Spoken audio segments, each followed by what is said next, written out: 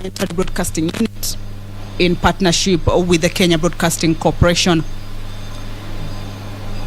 The order paper this afternoon is quite heavy for the members of the Senate.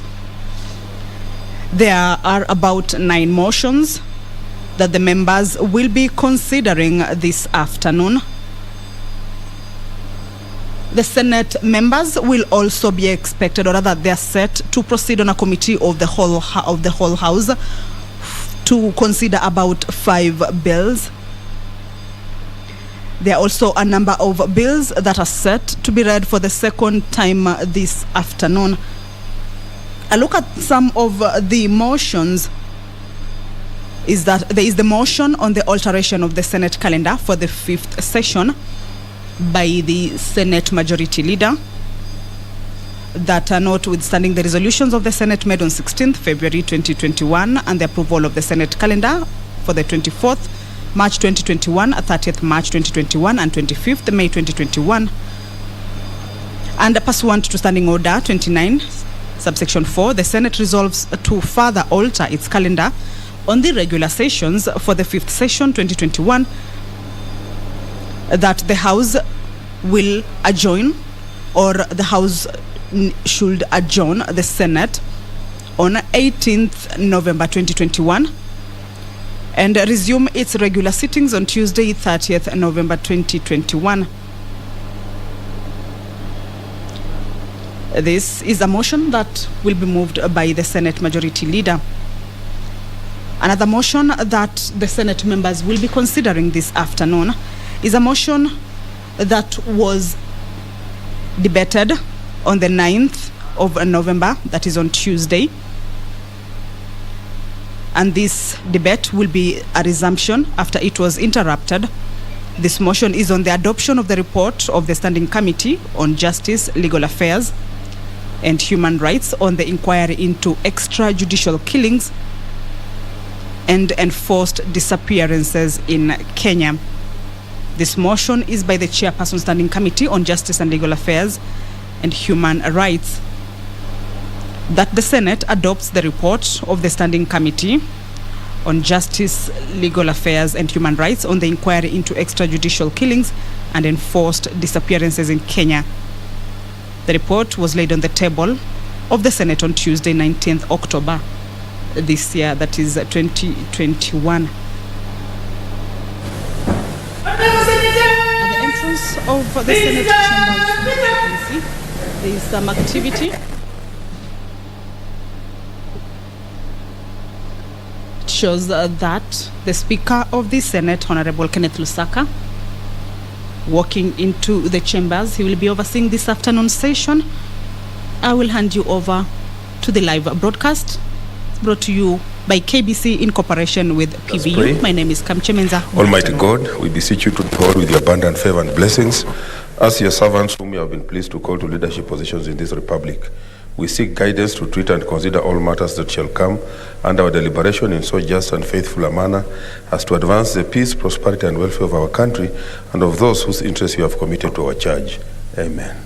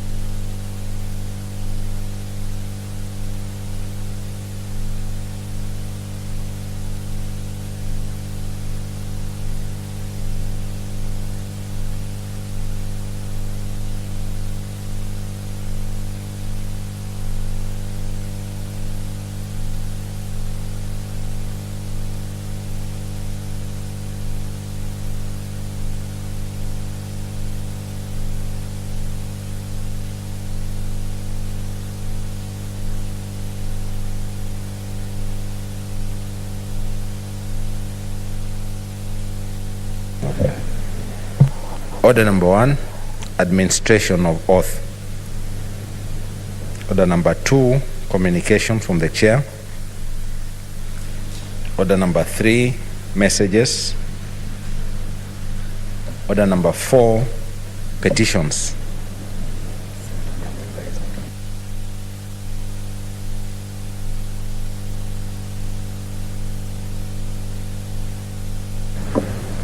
There's a petition by Chairperson Standing Committee on Devolution and Intergovernmental Relations.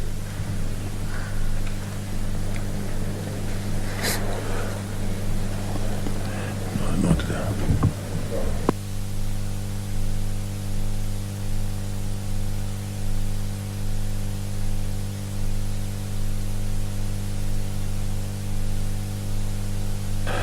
Okay, we'll defer that order. Let's go to the next order. Order number 5, papers. Yes, Leader.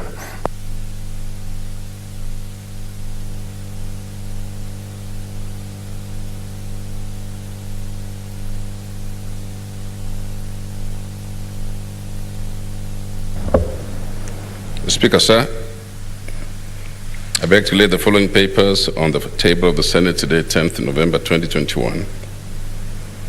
1, report on the audit of the Auditor General on Bungoma Central County Assembly Employee Car Loan and Mortgage Fund for the year ended 30th June 2019. 2, report of the Auditor General on Laikipia County Assembly Members Car Loan and Mortgage Fund for the year ended 30th June 2019. And 3, the report of the Auditor General on the Gatamathi Water and Sanitation Company Limited for the year ended 30th June 2019. Thank you, Speaker.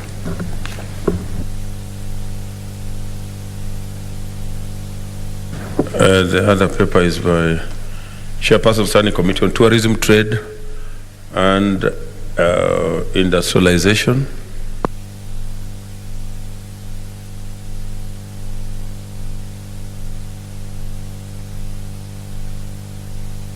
Seemingly there's no chair or a member. Do we have a member of the committee? Okay. It's also deferred. Next order. Order number 6, notices of motion.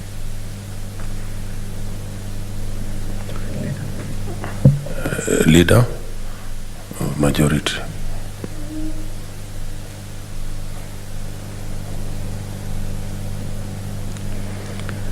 Speaker, sir, I beg to give notice of the following motion, that notwithstanding the resolution of the Senate made on the 16th February 2021 regarding the approval of the Senate calendar, and on 24th March 2021, 30th March 2021, as well as 25th May 2021 for alteration of the said calendar.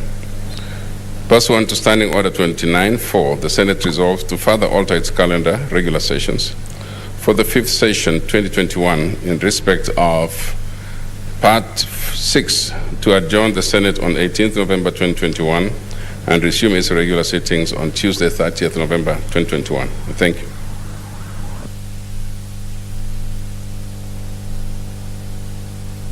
Next order.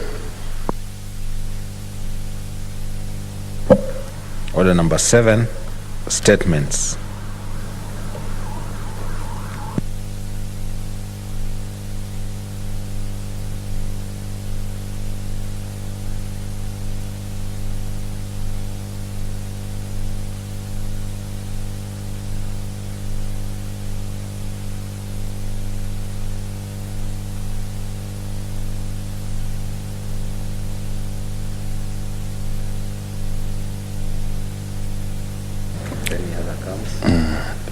Okay, Senator Kavindu.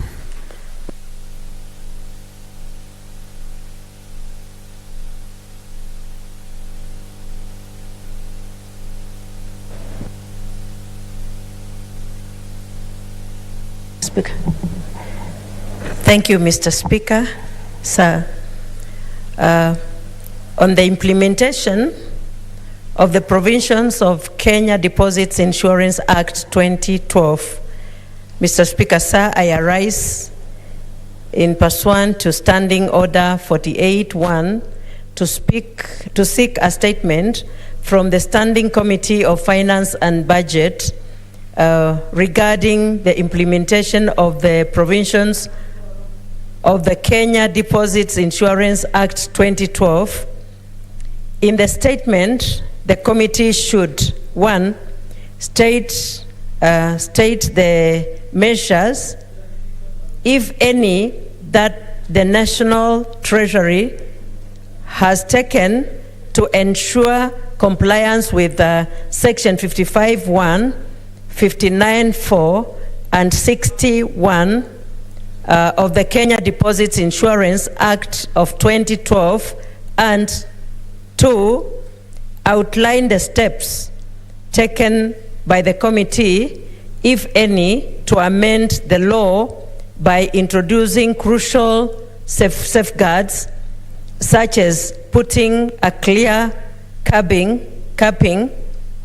on the time to be taken by liquidators of deposits taking institutions in order to protect creditors and depositors, given the huge numbers of the said institutions that have gone under in the recent past.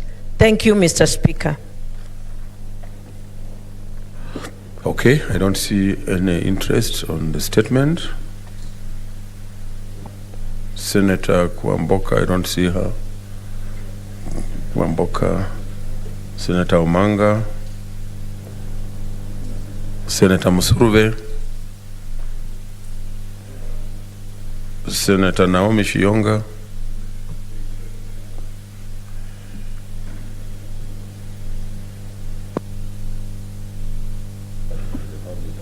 Senator Langat.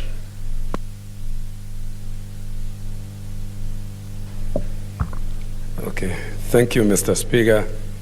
I rise pursuant to the Standing Order 48-1 to seek a statement from the Standing Committee on Agriculture, Livestock and Fisheries on the sale of uncertified maize seeds to farmers in Bomet, parts of Kericho and Narok counties.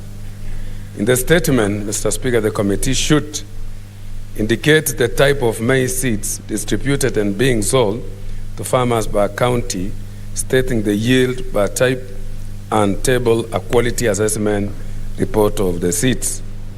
Number 2, investigate claims of influx of fake seeds in the market, which are being sold by unscrupulous individuals to farmers in Bomet, parts of Kericho and Narok counties, resulting in poor harvest affecting the income and livelihoods for many families. Number 3, Mr. Speaker, state measures being taken to bring to book the unscrupulous individuals selling counterfeit seeds to farmers and prevent recurrence of the same in future. Number 4, the committee should recommend overseeable measures to compensate the affected farmers in Bomet, parts of Kericho and Narok counties. 5, cause the Agricultural Research Institute to publish and provide agricultural extension officers to educate farmers on the appropriate seeds according to soil pH and climate condition to be planted in these counties. Thank you, Mr. Speaker. Okay, I don't see any interest.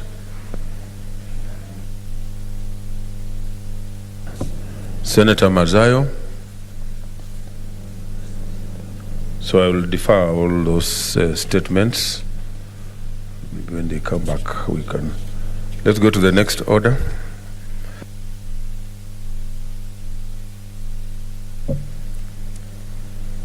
Order number 8, motion, alteration of the Senate calendar for the 5th session. A leader of majority.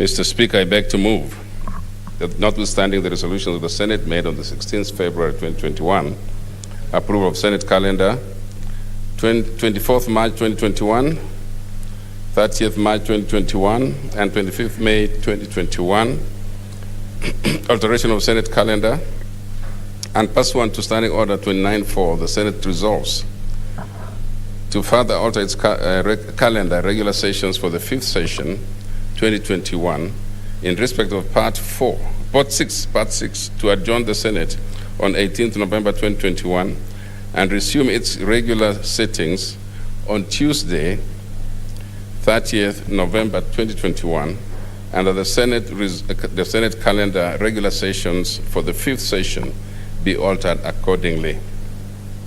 Mr. Speaker, this is a very straightforward motion. It's the alteration of a calendar, and as I've seen from the motion itself, Mr. Speaker, we've done that many times for various reasons. And Speaker, the purpose for this time is so that members can participate in the devolution conference, which is appropriately scheduled, Mr. Speaker, to be held in the county of Makueni. And Mr. Speaker, this will give an opportunity to members who have been scheduled or invited to participate to prepare. Speaker, this is a very extensive conference. It's a very extensive conference. It's detailed. It requires people to prepare, those who are going to be speaking, those who will be participating in leading sessions, and also those who will be leading groups. Mr. Speaker, I do appreciate that members have recently come from recess or gone to recess and come, but this is a very important one. That devolution conference is part and parcel of our regular work, Mr. Speaker. It's the very purpose for which the Senate exists, and so it's so important. The conference also, Mr. Speaker, will address very critical issues. The topical subject is that one of climate change, which requires a multi-level governance strategy of climate action that calls upon all levels of governments, central government, and even the county governments and other stakeholders to participate to help in this particular important matter of climate change. And therefore, Mr. Speaker, I'm going to ask members to support that we go on this short recess. We resume on the 30th of November, and then we continue with our calendar as planned. Mr. Speaker, I do move, and let me ask my friend from Kitui to second this motion, the Senator Wambua, please.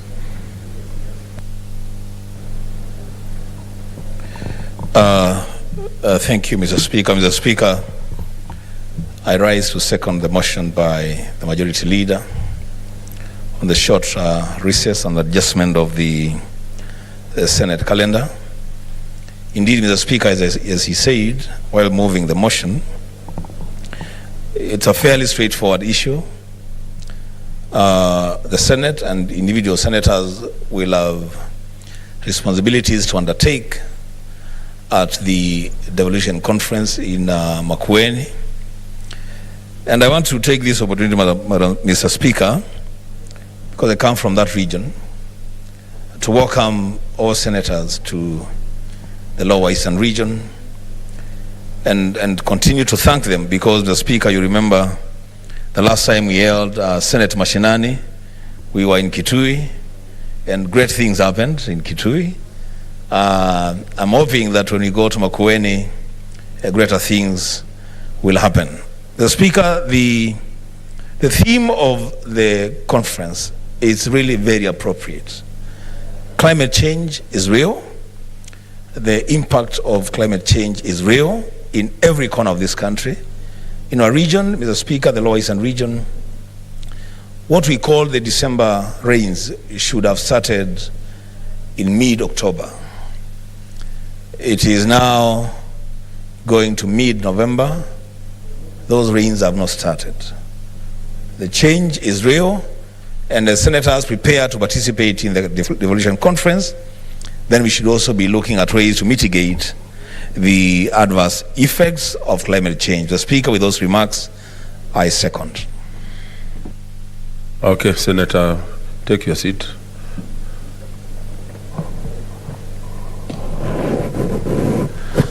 Honorable Senators, I now propose the question, which is that notwithstanding the resolutions of the Senate made on 16th February 2021, approval of Senate calendar, 24th March 2021, 30th March 2021, and 25th May 2021, alteration of the Senate calendar, and pursuant to Standing Order number 29-4, the Senate resolves to further alter its calendar, regular sessions for the 5th session 2021, in respect of Part 6, to adjourn the Senate on 18th November 2021 and resume its regular sittings on Tuesday, 30th November 2021, under the Senate calendar. Regular sessions for the 5th session be altered accordingly.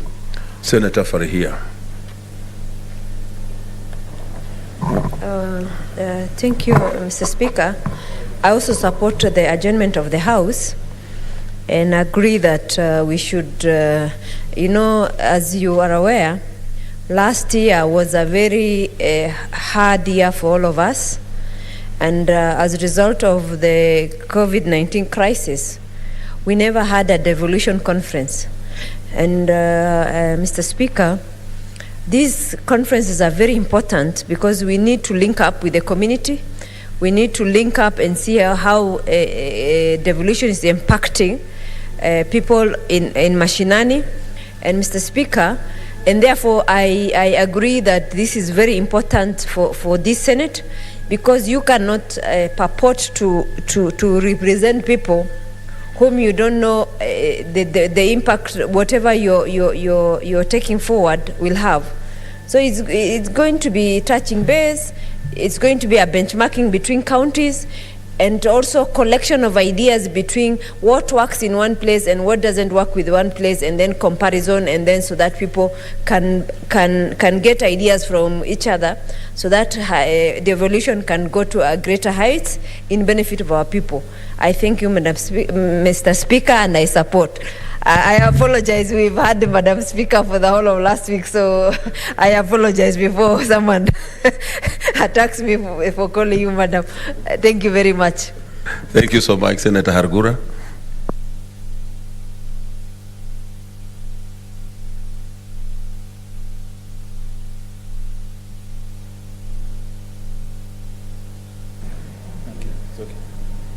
Thank you, Mr. Speaker. Mr. Speaker, I'd like to support the motion by the majority leader on alteration of the calendar, because devolution conference is an important event for us, especially the Senate, because it is all about taking stock on devolution, the positive achievements, where there are shortcomings, if there are any legislative maybe actions we need to take. We need to attend and get all that. But Mr. Speaker, in the past conferences, the governors have been running the show. This time, I think as senators, we need to get involved as much as possible so that we contribute to this conference, so that we add value to the assessments which are being done to see how devolution is impacting the lives of Kenyans. Because devolution is the main gain we got from the Constitution of Kenya 2010. And it's supposed to go as low as possible, because it's supposed to go as far as even the village level. But I know of counties which have not even reached that level. They have no village units, and they have challenges. We need to know what the problems are, because they are supposed to devolve both resources and decision-making as low as possible to the people on the ground, and that is what we need to evaluate and see where the problems are. So I support, and I hope that we'll make use of that time. Thank you. Senator Langat Christopher.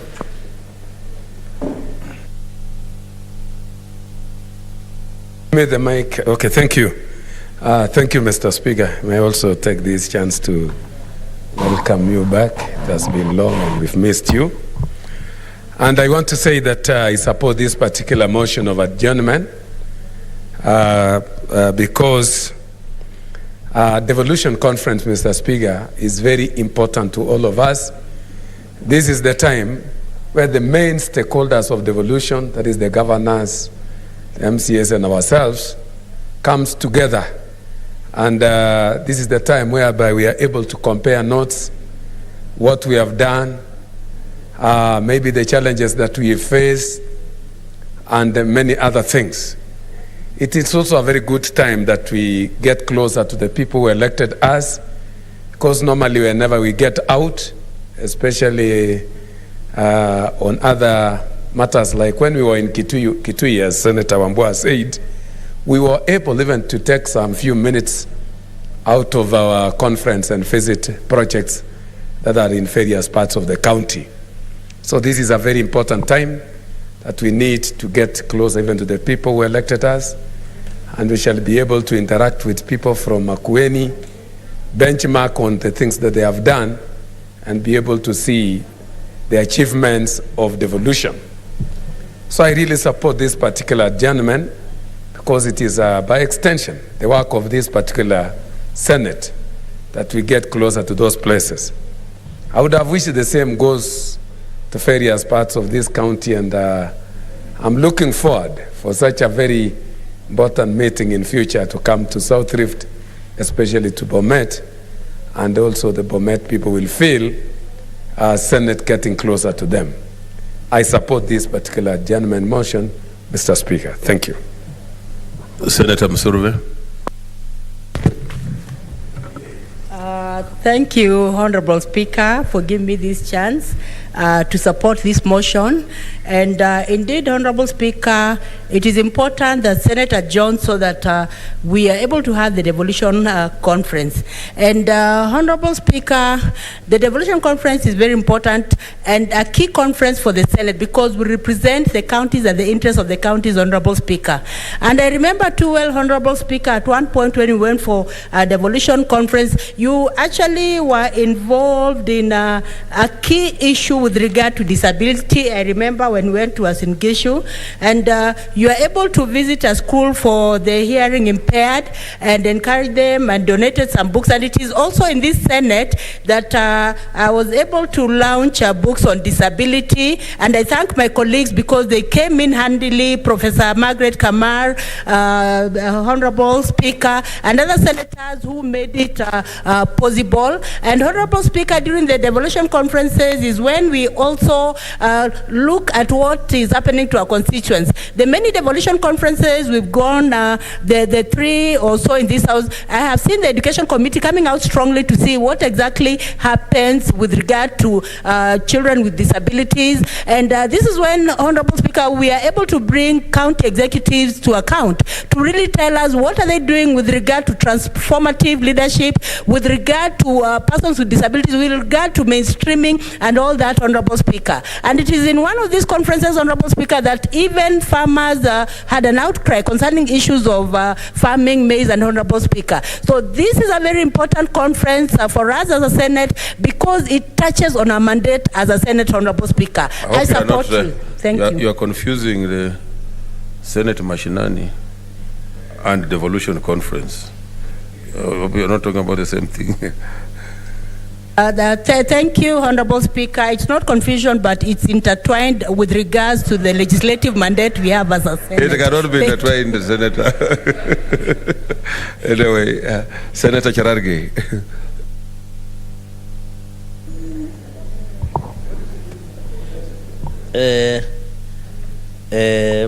Mr. Speaker, sir, I rise to support the adjournment motion and agree that the country, especially last year, we have been having a problem, especially because of COVID, and I know our lives, we are living a new normal. So I agree that in line with the government has done with containment measures, and the organizers of the devolution conference have insisted that people who will attend the session are people who are fully vaccinated. I think even as we take stock of devolution conference and plan to attend, we need to use also the forum to encourage Kenyans, Mr. Speaker, to get vaccinated so that we can resume our normal lives and be able to go through our normal life, Mr. Speaker. Secondly and finally, Mr. Speaker, is that this devolution conference, I know governors have taken a forefront, but I want to urge our colleagues, especially who want to do orientation or becoming governors, should be there so that we can stock take. And Mr. Speaker, we are lucky because you are a former governor of Bungoma, and therefore you have wealth experience of both serving as the Speaker of the Senate and also being a governor at any given time on Bungoma. And Mr. Speaker, I think as senators we must be at the forefront. The only way we can do oversight is also sitting sometimes and listening to the devolution success. I wish this is the right time. It is almost 9 years since devolution started, Mr. Speaker. This is the right time to go to that devolution conference and demand what lives have been changed. What are the successes of devolution? What are the challenges of devolution, Mr. Speaker? And Mr. Speaker, it is very important that we also exchange ideas. This aspect of governors and senators having bad blood is misunderstood. We should also be able to understand their challenges. Oversight does not mean unnecessarily that we attack each other, both governors and senators. Sometimes it is important to sit. Maybe when we exchange those ideas, we'll do an oversight better. So I want to challenge that when that time comes, I hope 3/4 of our colleagues should be there, led by Senator Wambua, so that he can learn from the best practices as he embarks on a very serious journey ahead before the general election, Mr. Speaker. So, Mr. Speaker, we hope with your guidance of your office, Mr. Speaker, we shall be able to be, of course, we are normally facilitated. There's a point of order, Senator Wambua. Mr. Speaker, you know the senator for Nandi, just a way of putting himself in trouble with colleagues and especially me. I am not sure what journey it is that I'm embarking on before the next elections. The only journey that we are all working together is to ensure that we widen and deepen devolution. And that's what we are doing. This other journey, Mr. Speaker, I would ask him to substantiate what other journey is this that I'm walking before the elections. I thank you, Mr. Speaker. Yes, Senator Cherargei, I was also wondering which is this journey, the great trek or which one? Mr. Speaker, both can be journeys, widening and deepening devolution. But of course, what in the context of learning from what challenges and success of devolution, I know Senator Wambua, God willing, might be having an interest of becoming the future governor of Kitui County. The future, I'm not saying for 2022, the future governor, Mr. Speaker. So I am saying so that we stock take both success and challenges that we are facing at devolution. And Mr. Speaker, you know very well, every politician must have an ambition. So we never know the future. The future has a way of having it. Even you as truly, and also yourself, Mr. Speaker, sir, we are aware also because we listen in. We are living in the same country. So, Mr. Speaker, we wish everybody well. Why are you out of order, Senator Cherargei? I want to agree with Senator Wambua that you, in the process of explaining yourself, you are even entangling yourself more into unnecessary your unnecessary prophecies. So let those who will want to run, they will speak for themselves. Don't mourn more than the bereaved. Okay. Yes, Senator Langat, they want to inform you. May I inform the House particularly? I would like to request the House to understand Cherargei. He was like that even when he was my student in Moi. He used to ask questions which are funny, and so I really beg the House to understand him and continue.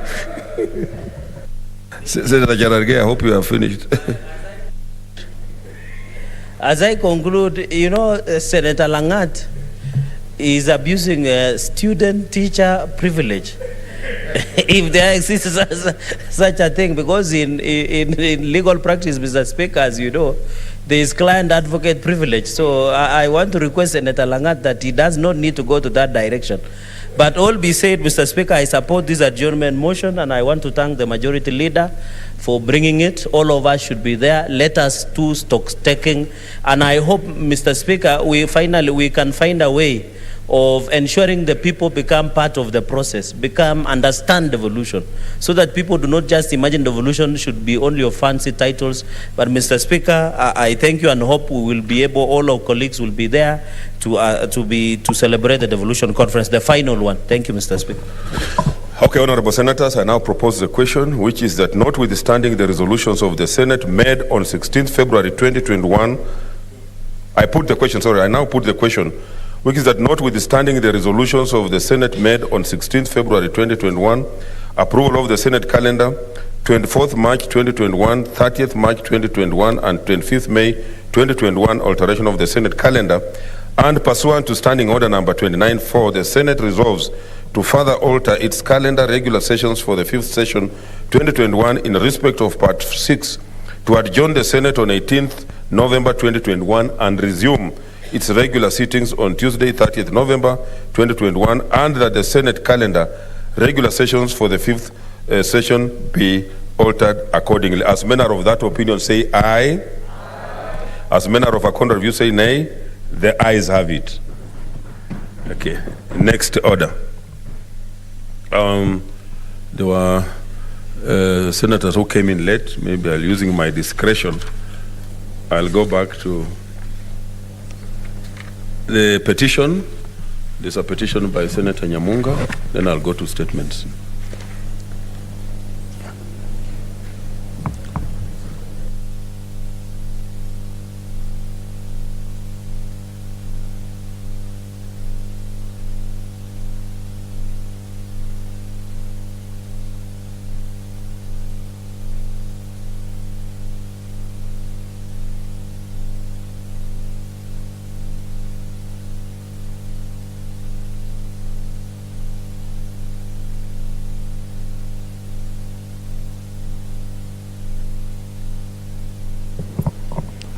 Thank you, Mr. Speaker. I take this opportunity to lay before the House. There are two reports which would have been laid today, but I would wish to defer the laying of report number 1 on the Standing Committee of Devolution on the issue of the boundary. But today we are laying the second report. Is the report of on Wajir County concerning governance malpractices in Wajir County government. So, Mr. Speaker, I wish to state that the devolution committee, or the Committee on Devolution and Intergovernmental Relations, is established pursuant to Standing Order 218 and mandated to consider all matters relating to devolution, intergovernmental and inter-county relations, governance and management of county government, cities, towns, and urban areas. And the members are stated as below. Mr. Speaker, this petition was originated by Mr. Osman Idris Mohammed, a resident of Wajir County, concerning the malpractices of the governor of Wajir County. The petition was tabled in the Senate on 30th March 2021 by the Senator for Wajir County, Senator Abdullahi Ali, and committed to the Committee of Devolution and Intergovernmental Relations on the same day. Mr. Speaker, in summary, the petition raised the following allegations against the governor of Wajir County. Number one, the breach of the Constitution with impunity. 2, disregard of the County Governments Act 2012. Number 3, breach of the County Procurement and Asset Disposal Act 2015. Breach of Public Finance Management Act 2012 and regulations. Number 5, violation of human resource policies and procedure in line with the values and principles of the public service as spelled out in Article 10.2 and Article 232 of the Constitution. And finally, the incompetence and poor service delivery. Mr. Speaker, the committee commenced consideration of the petition pursuant to its mandate as provided in the standing orders of the Senate. The committee met virtually with the Senator of Wajir County, Honorable Senator Abdullahi Ali Ibrahim, CBS MP, and Senator Faria Ali Haji, CPA MP, to gain their views on the happenings within the county. At this meeting, the committee resolved to engage the petitioner the then governor of Wajir County and any relevant parties to consider the allegations raised in the petition. Mr. Speaker, however, at the sitting of the Senate held on Thursday, 6 May 2021, the Honorable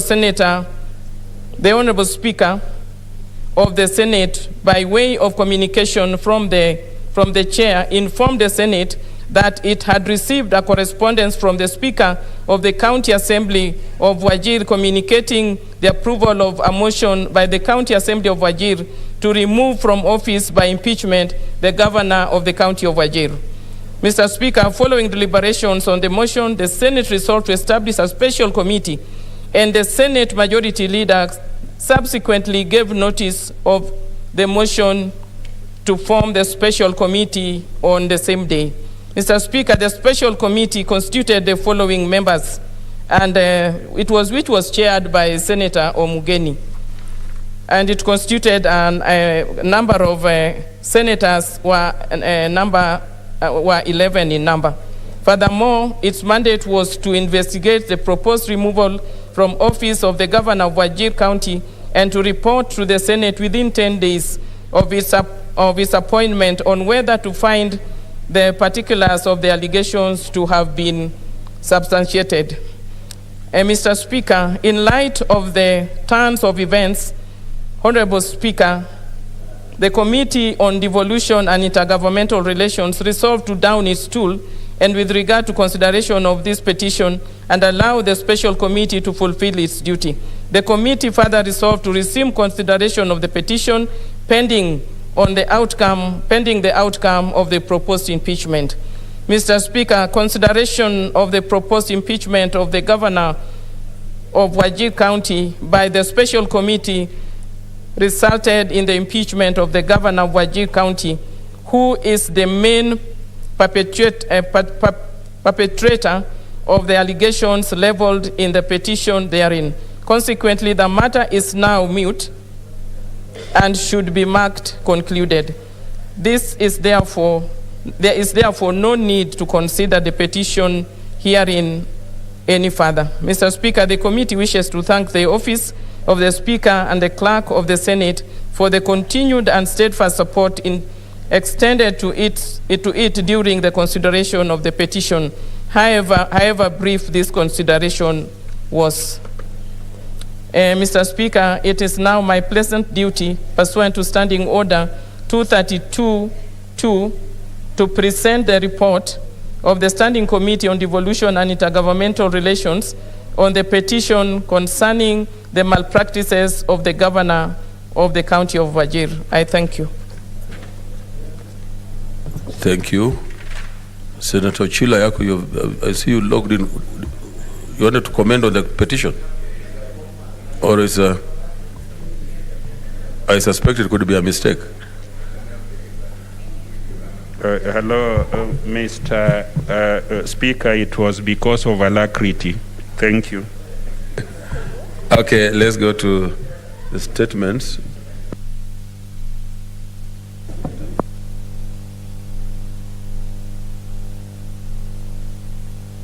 Senator Farhia, yeah. Okay. Thank you, Mr. Speaker, for giving me this opportunity to comment on the Committee of Devolution's report. And I agree with them that the current governor and the governor that the petition concerned are totally different. And since the governor, the former governor is not in office, so there was no point in pursuing. However, I wish to thank the Committee of Devolution for hearing us out as people of Wajir. And I also wish to thank you for allowing the petition to proceed. Mr. Speaker,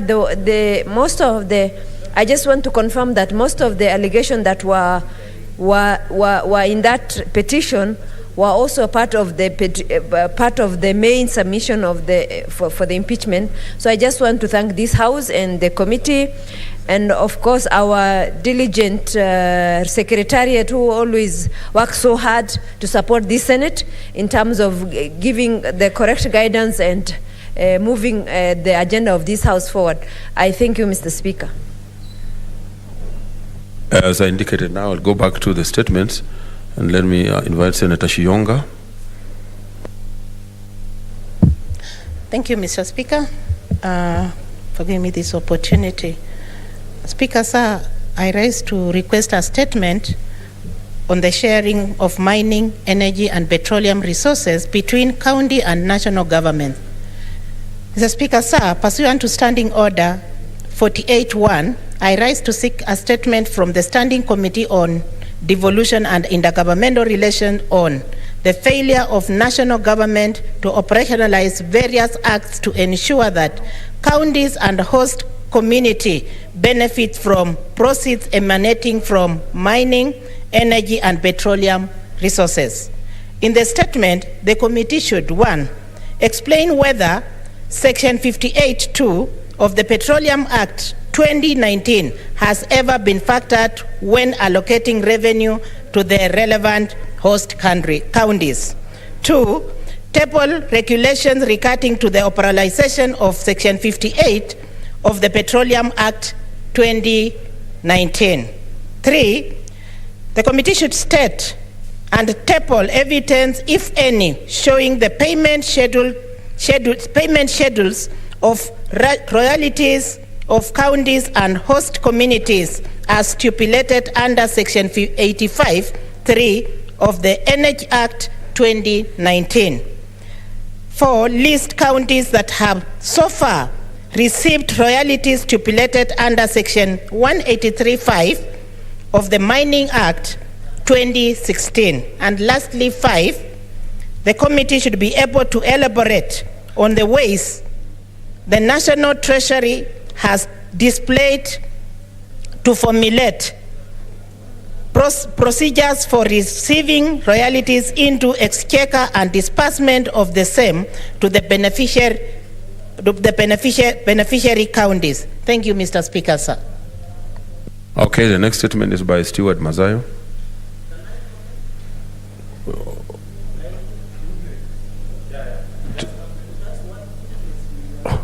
Okay, Stewart, just let me give him 1 minute.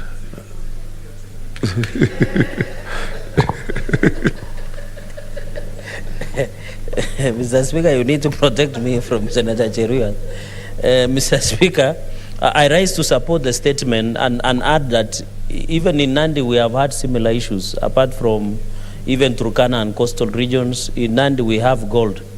But the people of Chemelil, Chemase are yet to benefit, and we neighbor Kisumu County. And I've seen the Ministry of Mining is constructing a gold refinery originally within Kakamega County. Mr. Speaker, I think it is the high time that we look at the local content on how we share, because the sharing should be 70% to national government, 20% to the county government, and 10% to local community. Mr. Speaker, as we talk, according to mining rules of 2015, there should be what we call a community-based organized committee that should be in charge with the 10% that is generated through either issues of oil issues or issues of mining, Mr. Speaker. Up to now, I can confirm that most of those committees that are elected, that is prescribed under mining rules of 2015, they are yet to be operationalized. So I don't know why the Ministry of Mining is yet to ensure that the people from coast, people from Mukambani, people from Western Kenya, people from Nandi benefit from the natural resources, Mr. Speaker. So I hope in future you can go into a village and ensure that the 10% that is rightfully theirs must be there so that they can, for example, in Nandi, we are yet to benefit. That gold mine that we have in Nandi, the people of Chemelil, Chemase, the people of Tindred, and the people of Nandi are yet to fully benefit. So I hope the minister in charge should be called upon and ensure that we operationalize, gazette those community-based committee membership so that they can ensure, Mr. Speaker, natural resources and mining resources must benefit our people when it comes to development in our areas. I thank you, Mr. Speaker. Okay, Senator Stewart Mazayo.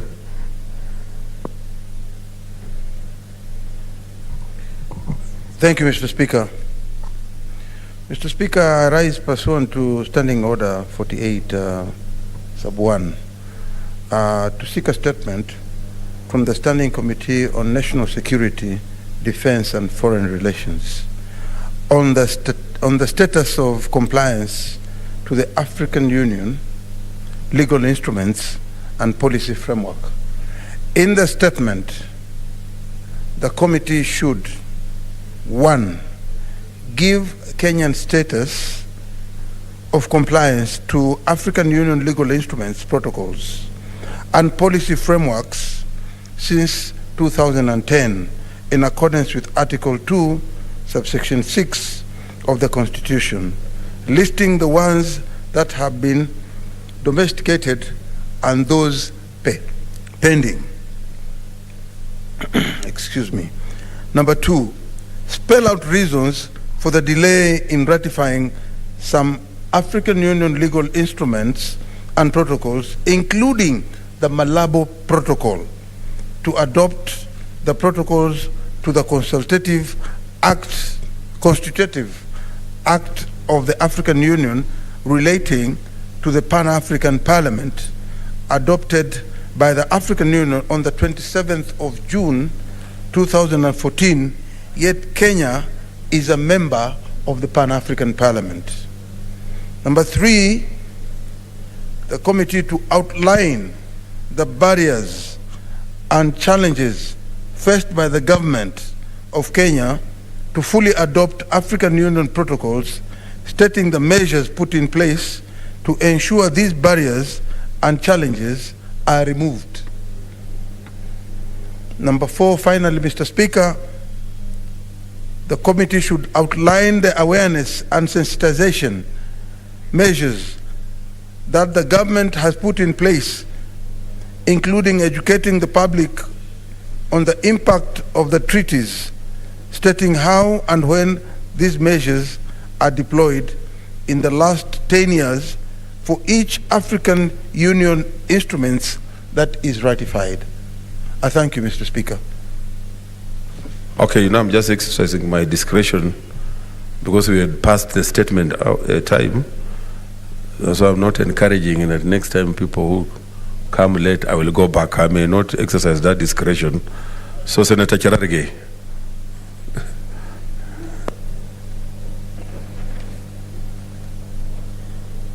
Thank you, Mr. Speaker, for the opportunity. And Mr. Speaker, sir, request for statement on public apology by the United Kingdom to the Talai community of Kenya and compensation for renders violation of their rights.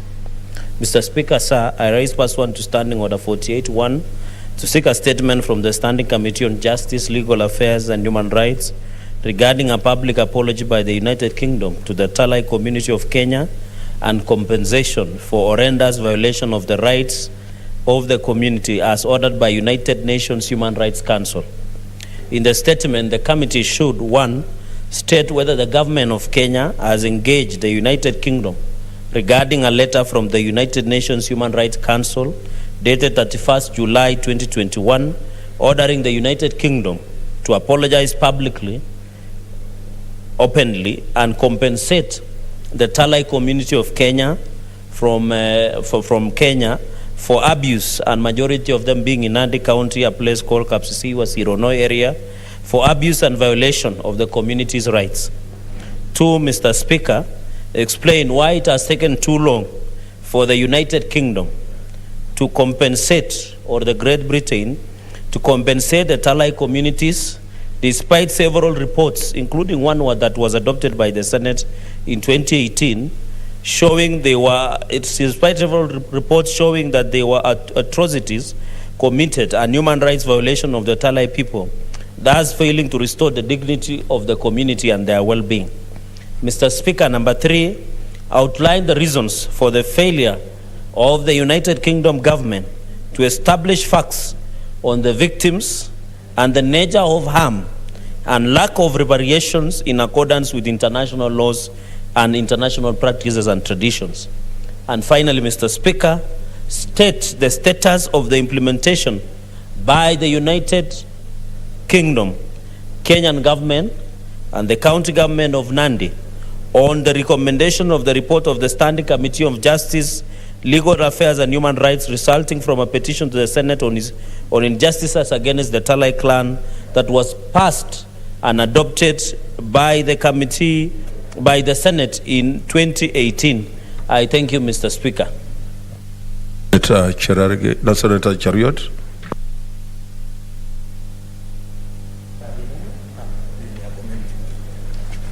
Thank you, Mr. Speaker. Oh, thanks. Thank you, Mr. Speaker. I rise pursuant to Standing Order number 48-1 to seek a statement from the Standing Committee on Lands, Environment and Natural Resources on the status of titling of government learning institutions, that is ECD centers, public primary schools and secondary schools. In the statement, the committee should state the status of titling of government learning institutions, that is ECDs, public primary and secondary schools in Kenya, as per the Presidential Directive of 2015, to have all public schools in Kenya titled. 2, state the number of public schools, both primary and secondary, that have been titled so far. 3, enumerate the number of schools, both primary and secondary, that have been titled and give reasons why they have not been titled. 4, provide timelines when all schools will be issued with title deeds for the land they sit on.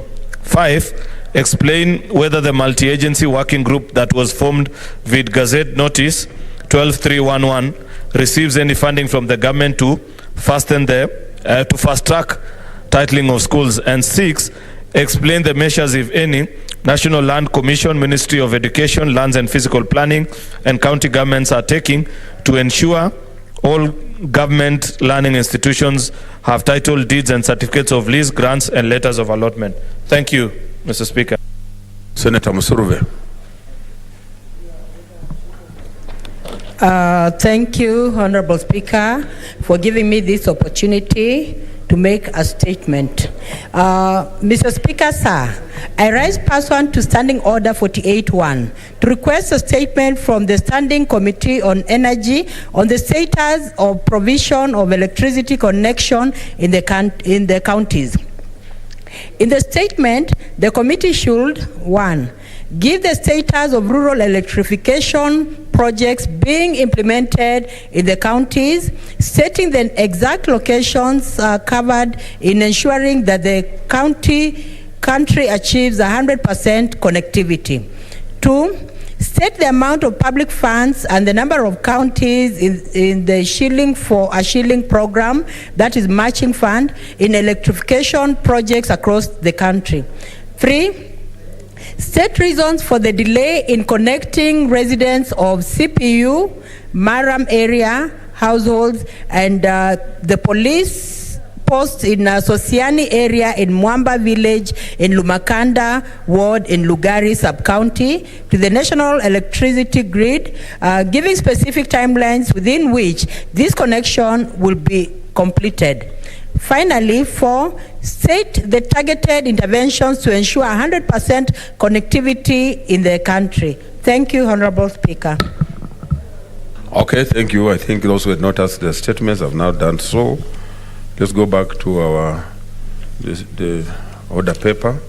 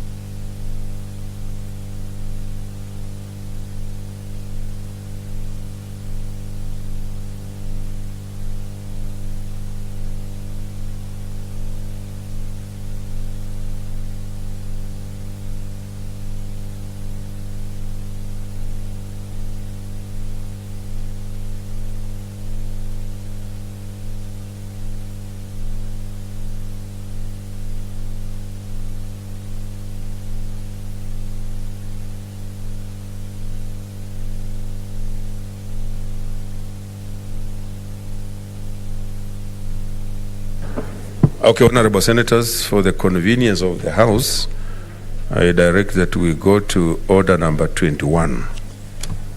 So, the clerk. Order number 21, motion. adoption of the report of the Standing Committee on Justice, Legal Affairs and Human Rights on the inquiry into extrajudicial killings and enforced disappearances in Kenya. Resumption of debate.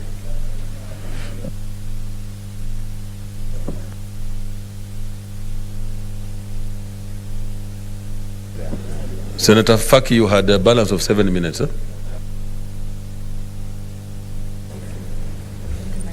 Asante Mheshimiwa Spika kwa kunipa fursa hii kumaliza mchango wangu kwa ripoti hii. Mheshimiwa Spika, niliposimama jana nilikuwa nimeeleza kuwa baadhi ya wale ambao walichukuliwa na mpaka leo hawajapatikana ni kijana anajulikana kwa jina la Mbarak Husni ama Husni Mbarak, ambaye alichukuliwa mnamo tarehe 25 mwezi Mei mwaka 2018, na niliweza kuleta taarifa hapa katika bunge la Senate, na mpaka leo Mheshimiwa Spika, habari za kijana huyu pale alipo ama kama yuko hai ama ameshafariki hazijulikani.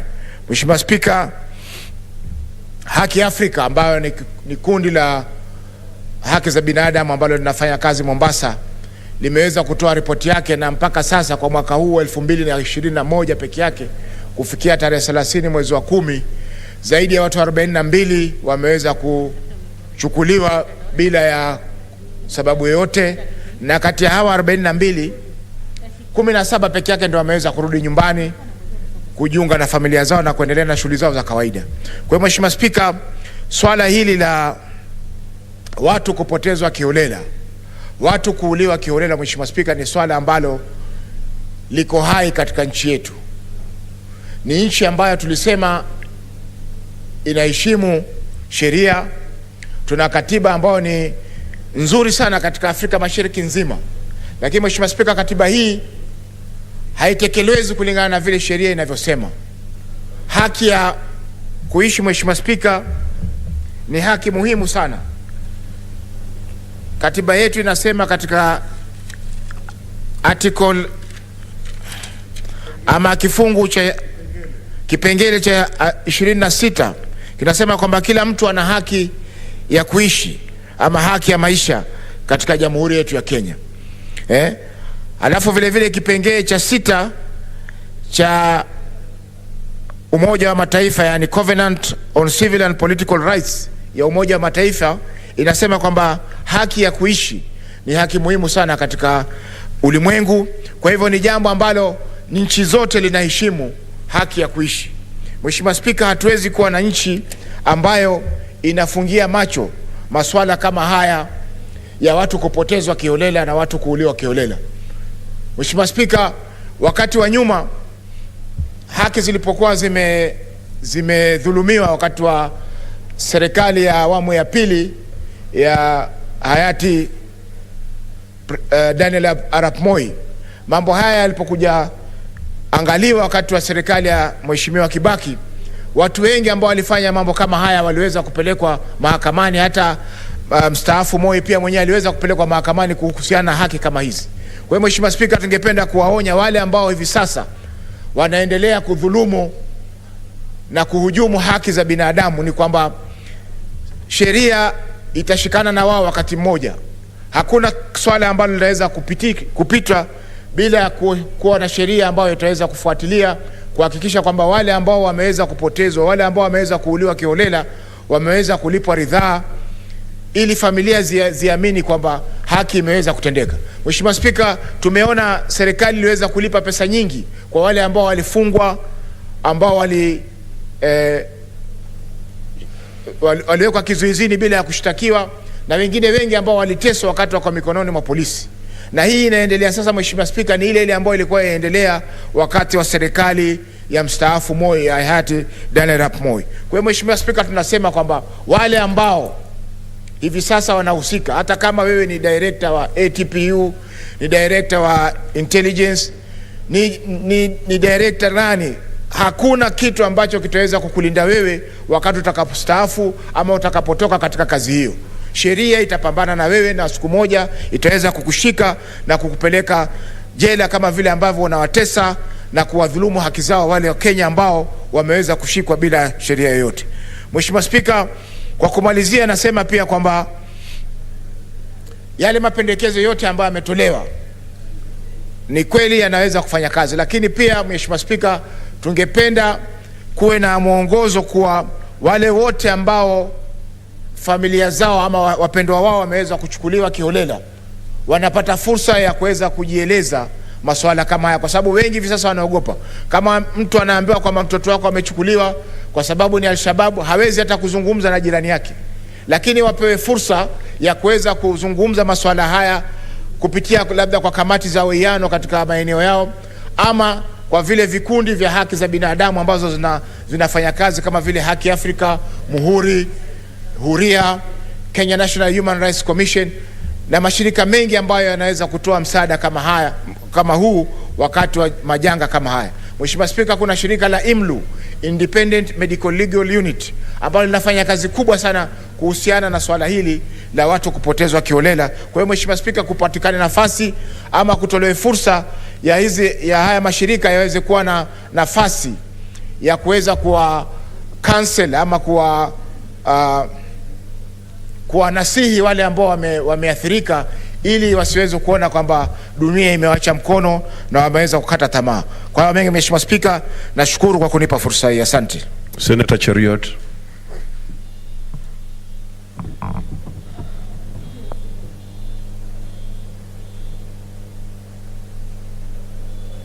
Thank you, Mr. Speaker, for this chance to make my contributions too on this very important report by the Senate's Justice and Legal Affairs Committee. Mr. Speaker, I had opportunity to follow actually the committee's trail of works as they began this particular exercise, as they pitched tent in Mombasa, and I watched a number actually of their, because many of their hearings, the public ones, were televised, and on many occasions it was sad listening to the families of many of these young people, and most of them are actually teenage sons or just slightly out of teenage that are forced to go through this very harrowing experience. And it presents to us a very dicey situation, Mr. Speaker. I say dicey because we are actually debating this report at a time when this matter is very alive in our country. You are aware, Mr. Speaker, that currently there are 5 terror suspects that are out at large, and the country is trying to, people are being informed that if you spot them anywhere, in fact, many families, people are questioning how it ended up that they escaped out of lawful custody, and you have this particular situation. And on many occasions, Mr. Speaker, when you speak to our law enforcement officers, the people, especially those that served in the anti-terrorism police unit, they share with you also the other side of the coin, what I would consider to be the side which human rights societies, and maybe sometimes even us, who are the watchdog institutions, do not like to tell. That indeed it presents the country with a very difficult situation. It is first important, Mr. Speaker, to note that no country, not even those that pride themselves in being amongst the finest of democracies and those that have done the space and depth of human rights, have been able to successfully navigate this particular situation. You understand the struggle, for example, with even a country like the United States of America, with their detention facilities. These are matters that have been litigated in their courts. People have had arguments and counter-arguments on the need to balance human rights vis-a-vis the rights of the millions that are at stake, just because you're trying to protect the rights of a single individual, you know, and there have been all manner of thoughts about this particular topic. Therefore, it's not as easy as sometimes we may want to reduce it. It's not one of those things where you can either just go left or right about. There is a need for a continuous, and I see that many of the proposals that are actually being made in the resolutions of this particular committee, Mr. Speaker, that are actually fairly progressive, because it points out to institutions or perhaps bodies that we need to set up, which includes their recommendation number 1, Mr. Speaker, which is establishing of a strong multi-agency task force to ensure better synergy, collaboration and cooperation between various agencies that seek to hold law enforcement officers accountable. you know, of course, the challenge that they speak onto and speak about is what our law enforcement officers have been able to do. But then, Mr. Speaker, it will still have been more important while we are setting up this particular institution to continue listening and perhaps work more closely. I haven't had opportunity to read through, but I have seen the 5 recommendations that this particular committee has given towards us. I appreciate that this is not a very small matter. It's not something that you'd wish any particular family to battle about. But from the very onset, Mr. Speaker, I've said that we need to be clear about one thing. There is no silver bullet solution to this issue of enforced disappearance and counterterrorism protocols, all these challenges that continue to bedevil our society, where we think that if we set up the multi-agency, we monitor and evaluate them, perhaps try and, because I've seen there's even a proposal to amend the National Corona Services under the National Corona Service Act number 18 to ensure that perhaps the various oversight institutions that oversight the police service are given better synergy in terms of this particular work. That answers only one side of the challenge, Mr. Speaker, unfortunately. Somebody needs to speak for our men and women in uniform. Somebody needs to narrate this from their perspective. And I have said that when the unfortunate thing about this particular debate, Mr. Speaker, is that when you speak as I am, you are actually challenged to pick a side. That either you are with us who are complaining about this enforced disappearance or you are with the police officers. I do not believe in that very narrow perspective of viewing this particular challenge, Mr. Speaker.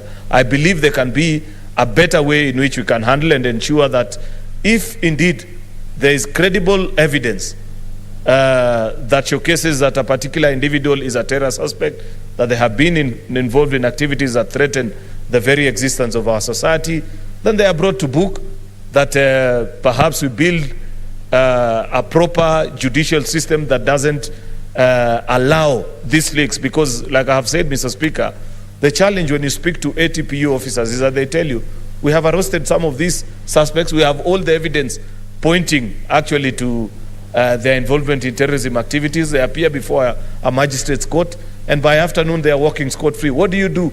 Yet you know that you have taken a vow of office to ensure that citizens are well taken care of. Those are the challenges that our officers continue to face, and that's why you continue to read about these stories where some of these people, and if you read through the presentation by actually many of the NGO actors that came before this particular committee, I've seen the reports, the presentation that was made by Muhuri and the likes, is that actually some of these suspects, a good number of them, are immediately recaptured after leaving a courtroom, never to be seen again.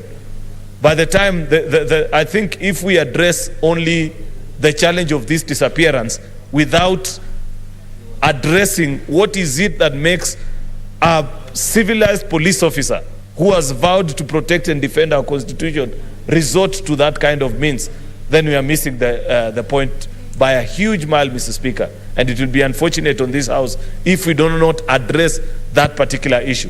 Because it tells you that there is a challenge.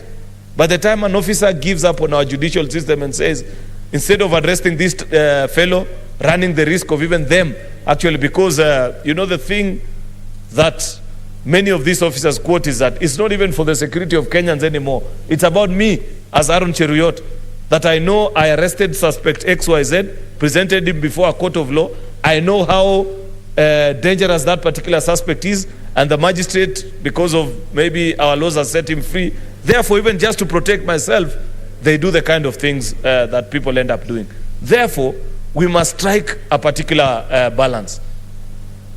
That's why I said perhaps maybe Senator Faki ought to have listened to me, because I said I do not want us to get to this particular point where you have to choose either between, are you with these people who are enforcing disappearance, or are we with the police?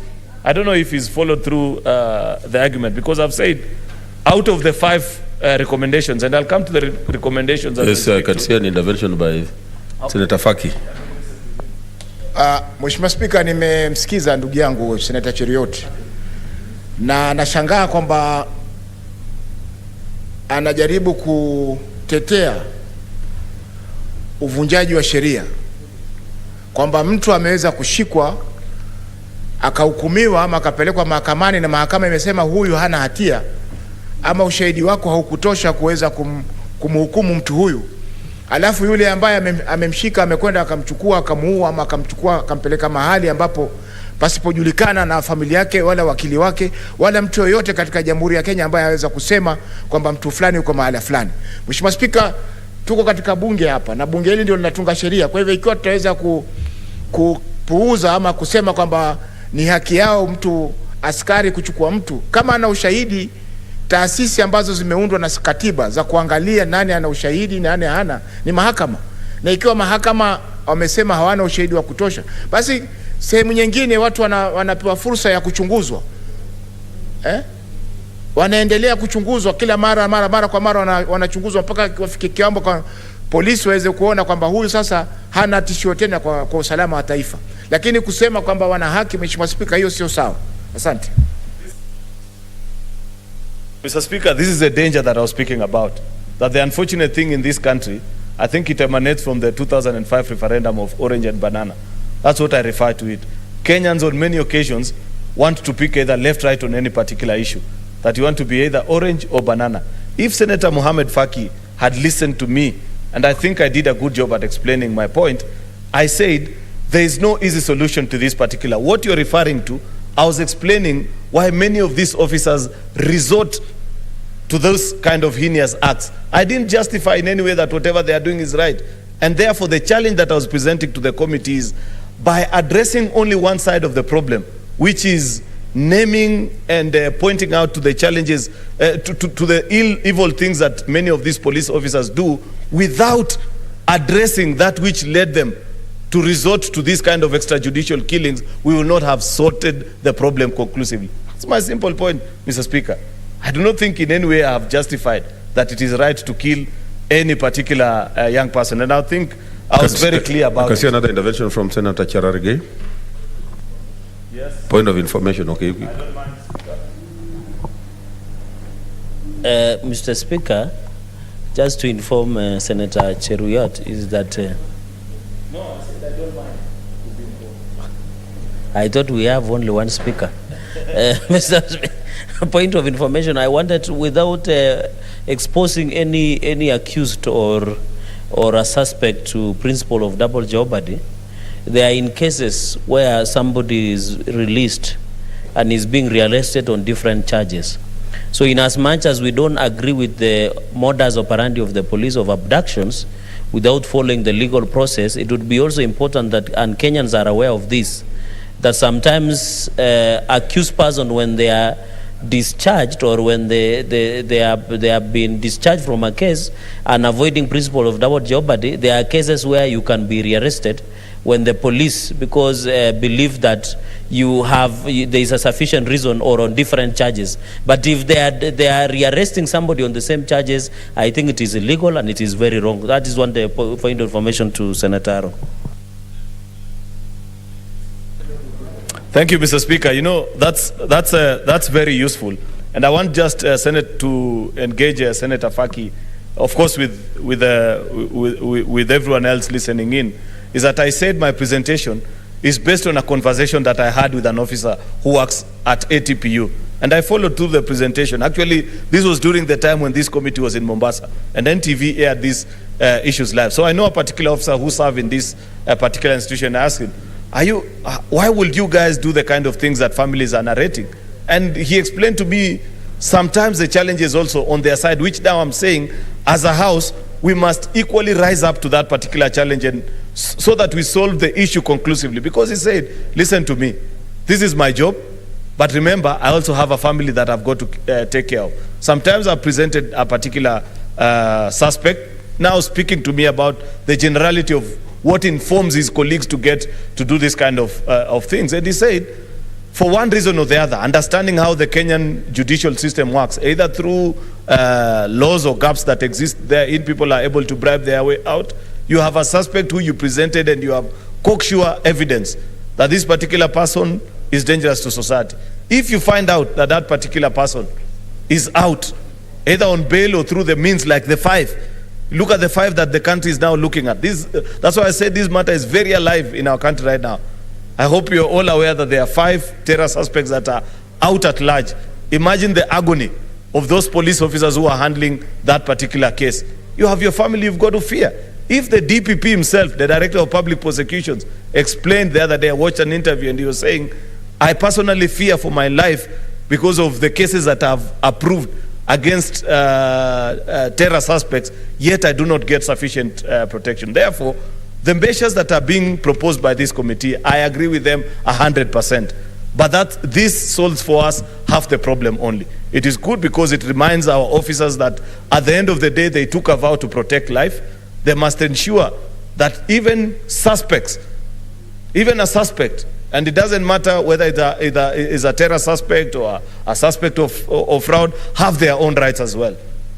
And we must always ensure that we must strive to be a country that is governed by the rule of law. And we must ensure that we present before them. That's why I've seen on their recommendation number 3, on the various protocols that they want actually amended under the National Corona Service Act, that the mandate of National Corona Service is independently investigated and determine the cause of reported and natural deaths in the country. It also needs to provide for independent forensic and medical services, because I understand what they're saying, because many a times people find we know the issues. There was one incident, I think 2 or 3 years ago, about a suspect in Kilimani where somebody dies and some doctor gives a report that, it was a natural cause of death, and you wonder, this is somebody who by the time they were being arrested, they were fully okay. There was no reported known illness that they were battling. But because people are able to quickly find their way out and short-change or short-circuit the system, they are able to give this particular. Therefore, Mr. Speaker, this is my proposition.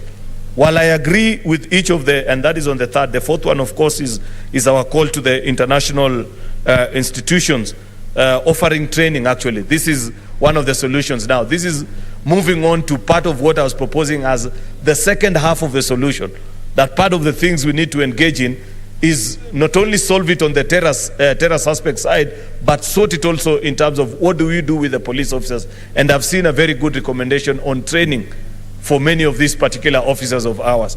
That on recommendation 4 proposes an enhanced training of these law enforcement officers on how to respect human rights, enable them to have a fair, just and humane treatment of persons, particularly in regards of their duties regarding arrest and many of these things. Because, on many occasions, even the manner, even an arrested person has rights. And those rights actually include the manner in which you arrest them. The right to be informed while they are being arrested, to be transported into safe custody in a humane way, not those old tactics that we used to read about of people being bundled in to boots and squeezed. These are some of the quick wins that we can enjoy, because you can ask of these particular officers that it's okay. We appreciate that you may have all the evidence against this particular, but it is not your duty as an officer to determine guilt or otherwise. You cannot have it both ways. You can only accuse, but it is upon a competent jury to make a determination and say this person is either guilty or innocent in this particular situation. This is not complete, though, Mr. Speaker, especially in their proposal for a multi-agency, if you do not involve the judiciary. The judiciary is a key player and a key stakeholder in this journey if we want to win this particular war. We must have also judges come and sit on a particular platform, the same avenue, though I do not know what the pragmatics of it will be, because I know in the dispensation of justice, a judge is not supposed to be influenced by any other force outside the matters that are playing out in their courtroom. And therefore, perhaps it might be prejudicial to have them sit in this particular committee, but even just to have their perspective. What is it that goes on in the mind of a judge? By the time evidence has been presented to them, you've been told these are the money transactions between this particular person and non-terror suspects. These are the weapons that they were caught with, but you still find them saying the evidence that has been presented before me is not sufficient. I cannot guarantee detention of this particular person, and therefore I let them free. And on many occasions, because it will be good for this multi-agency team to sit so that the evidence can be presented to them that on many occasions, many of these suspects actually jump bail. Before the time of their second or their next appearance in court, they are either out of the country, they have disappeared, never to be seen, or even commit certain heinous crimes against these particular officers. And that's what I was pointing out earlier, that these are the things that lead these officers to hunt them, because it's actually like a movie scene where you know there is somebody after my neck, therefore the quicker I can get to them also, it causes. Therefore, this multi-agency team that is being proposed, apart from just having the National Commission on Administration of Justice, and I understand, but my understanding of NCAJ is that it's an oversight institution. It will be good to have the perspective of the judiciary as well and have them form part and parcel of this task force so that they can present and perhaps even challenge the arresting officers with what is it in terms of their presentation of evidence before, together with DPP before a court of law, that will be able to persuade a judge on the need to detain some of these suspects. By and large, Mr. Speaker, Mr. Speaker, I think a good colleague from Kilifi is following the presentation and helping me along it, but he makes me lose my trail of thought at it, but I know largely he agrees with what I'm saying. I was concluding, Mr. Speaker, because I know colleagues want to speak to this particular issue, by saying, very well done report by Justice and Legal Affairs Committee. This committee continues to distinguish themselves when given such an important assignment, but I hope in the little presentation I've been able to convince colleagues like Senator Faki and the rest who probably earlier in their presentation thought that I was picking a particular side. That my point remains, there are no quick wins to this particular problem, and it must be multi-pronged so that you ensure you protect the rights of the suspect, but also equally protect the rights of the men and women in uniform who go out of their way to ensure that you and I are safe. Because they are human beings like us, they have families, they've got also they wish to live long and happy so that they get to see better days. How are we able to pass recommendations, Mr. Speaker, that ensure that we successfully slay this particular challenge? Because it's a menace that basically every developing society continues to face, but we must lead the way and strive in ensuring that we solve this particular problem. Good job to Justice and Legal Affairs, Mr. Speaker, and I hope this can be actually attended to. I agree with the recent proposal. The only thing that I don't know is how quickly that can be brought to life on the need to restore the Senate's implementation committee. Because many good reports of the Senate, Mr. Speaker, continue actually to gather dust in our shells, because there is no specific committee whose mandate is to ensure that once we've passed a report such as this and you give it a vote, that actually the various government agencies and different players in the sector and follow through with what the people of Kenya have said through their representatives. With those many remarks, I support this report. Good work on the Justice and Legal Affairs Committee. Okay, Senator Wetangula.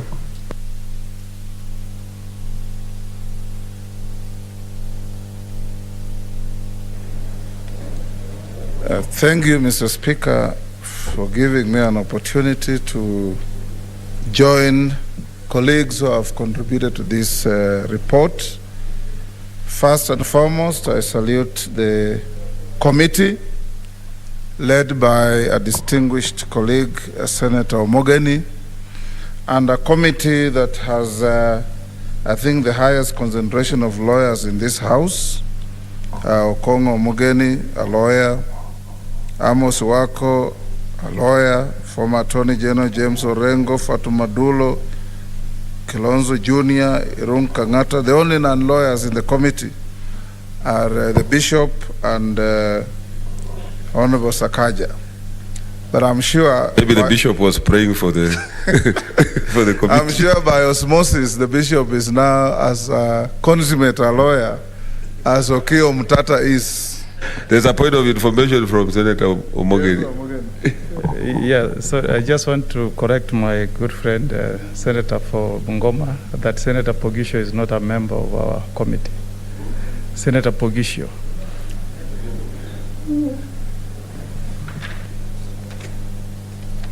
Mr. Speaker, I didn't mention Bogisho. I called out the names of Okongo himself, Bishop, Amos Wako, Orengo, Fatuma, Mutula Kilonzo, Irun Kangata, and Sakaja. Sakaja, my distinguished nephew. Mr. Speaker, the issue of extrajudicial killings in this country is mind-boggling.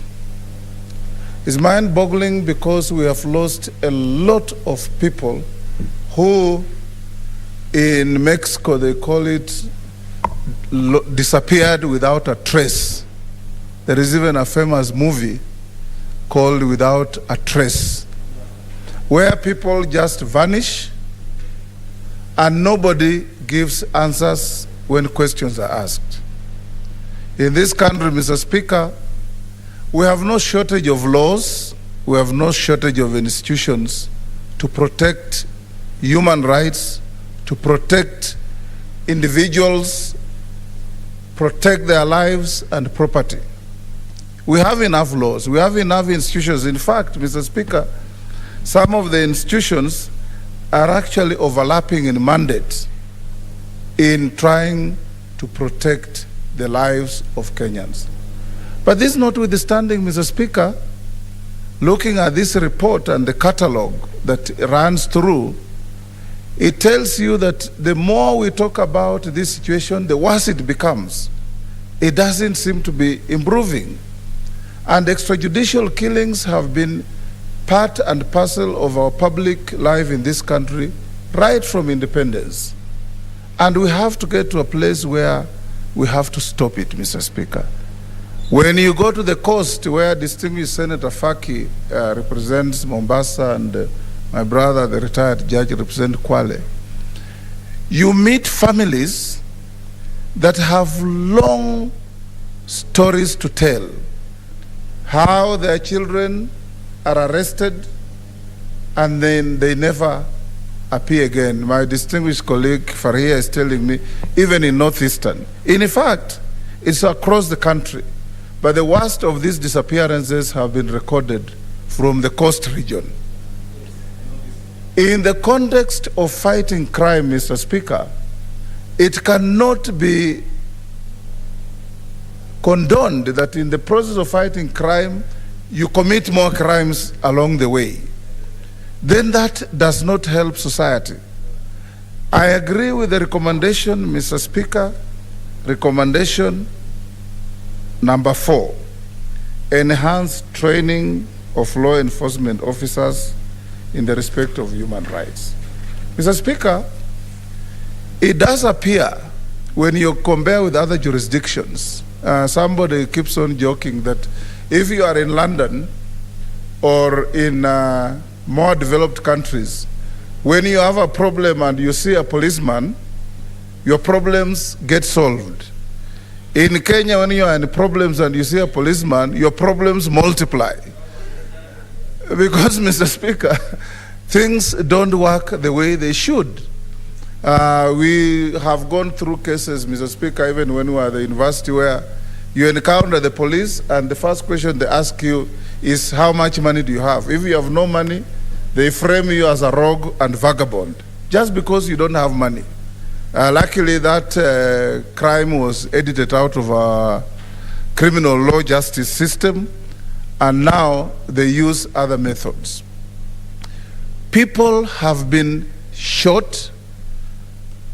You get an explanation, Mr. Speaker, that an accused person who was in custody was running away, escaping from lawful custody, and that's why the police shot him. But when you go to post-mortem, you find that the bullet that hit this person who was running away came from the front. So you cannot be shot in the chest if the person shooting you is shooting you because you are running away. These are all bizarre explanations, Mr. Speaker, that we need to check. In the right run-up to the new constitution, Mr. Speaker, we kept on asking ourselves the cardinal legal question: who will watch the watchers? Who will police the police? These were big questions, Mr. Speaker, that informed the creation of the National Police Oversight Authority, IPOA, the Police Commission that was started off by Mr. Kavuludi, and turning the police from a force to a service. Because in the past, Mr. Speaker, prior to 2010, we had a police force. And it does appear that our police used to misinterpret the meaning of force and felt that they have to use actual force on citizens. Today, Mr. Speaker, we have a police service. And when we were interviewing the current Inspector General, he told us in our committee, Mr. Speaker, that he was going to be a reformist Inspector General of Police. We would encourage the Committee on Justice and Legal Affairs, Mr. Speaker, to have periodic meetings with the Inspector General to get appraised on what reforms are being carried out. Because the more we talk about extrajudicial killings, the more people get killed, people get shot, people dying in custody, people are arrested, kidnapped, and you never get to know where they go. This, Mr. Speaker, can be explained by the inordinate number of dead bodies that are dumped in rivers in Murang'a, rivers in Kiambu. People disappear. Eventually, you are told the body was found in Donyo Sabuk in a river, tied in a sack, dismembered. And individual citizens, Mr. Speaker, very few would have the capacity to do those kind of things. I cannot imagine a situation where an individual can kidnap 2-3 people alone and go and dismember their bodies and throw them into a body of water. All this, the buck ends on the desk of the Inspector General. And going forward, Mr. Speaker, I want to urge that these recommendations be furnished on the Interior Ministry, on the Police Commission, on IPOA, and on the Inspector General of the Police and his team. I say so, Mr. Speaker, because we have continuously had a situation where brute force seems to be the modus of operation as against persuasion. Ordinarily, Mr. Speaker, when the police want to arrest somebody, of course there are extraneous cases where somebody is described as armed and dangerous. But ordinary people don't bear arms. And you find a platoon of 20-30 policemen going to arrest a harmless MP, like we saw in the case of Senator Lelengwe, Senator Malala, Senator Langat, when actually it is improper deployment of our police officers. Because 1 or 2 policemen can go and arrest a helpless senator like Cherargei here. Why should you deploy 20?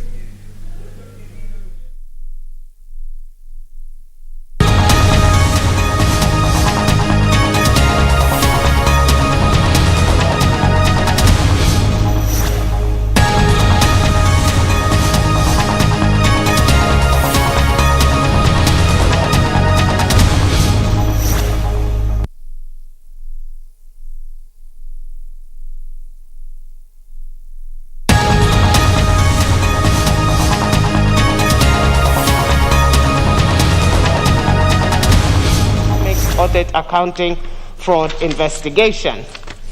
Mr. Speaker, the disqualifications for appointment as a member of EACC are set out in Section 5.3 of the Ethics and Anti-Corruption Act and provides, amongst others, that a person shall not be qualified for appointments as chairperson or a member if they are a governing member of a political party, undischarged bankrupt, convicted of a felony, etc.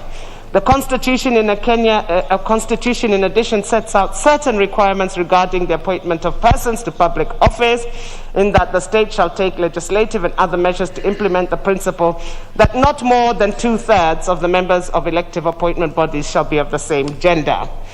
Mr. Speaker, sir, the committee considered the list of nominees received by the National Assembly from the appointing authority, His Excellency the President, and observed that in the notification received there was 1 man and 1 woman. If appointed, the Commission will have 2 women and 3 men. Therefore, the Commission will satisfy the 2/3 threshold as set out in Article 27(8) of the Constitution. The committee was expected to table its report of the approval hearing by 26th October 2021. However, the House was proceeding on recess on October 21st. In this regard, the chairperson of the committee did move a motion for the extension of the period for consideration of the nominees submitted by His Excellency the President for appointment as members of the EACC Commission by a period of 14 days from 26th October 2021. This was to ensure that the House complies with the requirements of the law. Mr. Speaker, sir, the committee, having vetted all nominees, made the general observations. The nominees satisfy the qualifications, criteria set out in the Ethics and Anti-Corruption Commission Act 2011, Section 5(2). That none of the nominees may be disqualified on grounds set out under 5, 3, and 4 of the Ethics and Anti-Corruption Commission Act. That all nominees satisfy the statutory requirements on leadership and integrity and have been cleared by all relevant authorities, such as Kenya Revenue, Criminal Investigations, and the Higher Education Loans Board. That none of the nominees has been convicted in a court of law for criminal offense in the past 3 years, and as stipulated in Article 75(1) of the Constitution, all nominees indicated they had no potential conflict of interest. That Article 77(1) of the Constitution prohibits a full-time state officer participating in any other gainful employment, and provides that the chairperson and members of the Commission, and the EAC Act provides that the chairperson and members of the Commission shall serve on a part-time basis. That all nominees do not hold office in any political party, hence satisfy the provisions of the Constitution. That none of the nominees have contravened the following articles: Article 75, conflict of interest; Article 76, financial probity; Article 77, restriction activities of state officers, and therefore fit to hold offices as members of the Ethics and Anti-Corruption. All the nominees have exhibited expressive knowledge and understanding of the mandate of Ethics and Anti-Corruption Commission. Mr. Speaker, sir, in conclusion, I urge members to read the comprehensive report of the Committee of the Justice and Legal Affairs in order to fully appreciate and enrich the debate. I further urge members to adopt the recommendations of the committee as contained in the report. I beg to move and call upon Honourable Sir George Muragara to second. And I have taken 6 minutes as per my watch. You actually did 6 minutes, and remember, I keep records. You had a problem with one member being referred to Excellency. You've just given Sir George. That's perfect, really, but it's okay. We will hope that you will follow in the footsteps of the the mover. Thank you. Yes, Mr. and I Speaker. hope also the Finance Committee are looking at what you are doing. Thank you, Mr. Speaker. Believe me, I'm knighted, and she has knighted me, which is good enough. Mr. Speaker, I beg to second and associate myself fully with the speech that has been made by the mover, the Honorable Jennifer Shamala, and urge the members to read the report of the committee, in which we have made a recommendation that these two be appointed to the respective positions. I beg to second. Order. So then we will move quickly and propose that, taking into considerations the finding of the Departmental Committee on Justice and Legal Affairs in its report on its consideration of the nominee for appointment as member of Ethics and Anti-Corruption Commission, EACC, laid on the table of the House on Tuesday, November 9th, 2021, and pursuant to provisions of Section 10(3) of the Ethics and Anti-Corruption Commission Act 2011 and Section 3 and 8 of the Public Appointments Parliamentary Approval Act 2011, this House approves the appointment of Colonel Retired Alfred Tweta Mshimba and Dr. Monica Wanjiru Buriu as members of the Ethics and Anti-Corruption Commission. the members who will be speaking, let's be brief. Unless we have major issues against it, let's be brief. I'll give just a few members, and then we move to the next. Really, we have the work bill to deal with. We have other motions to deal with. Now, I'm not able to know.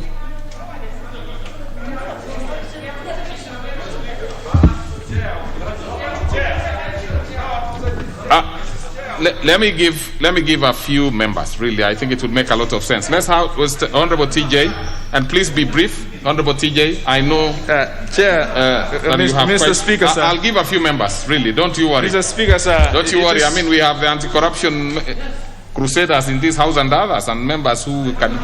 We'll give members. Those who don't have cards, sorry. Mr. Speaker, sir, the issue of anti-corruption commission is very important. I don't want to make it more important than the WAF bill. But issues of anti-corruption are very important in this country. We are not going to pass people here just because we don't have time or that we have appetite for other work that seems to be more appealing than this.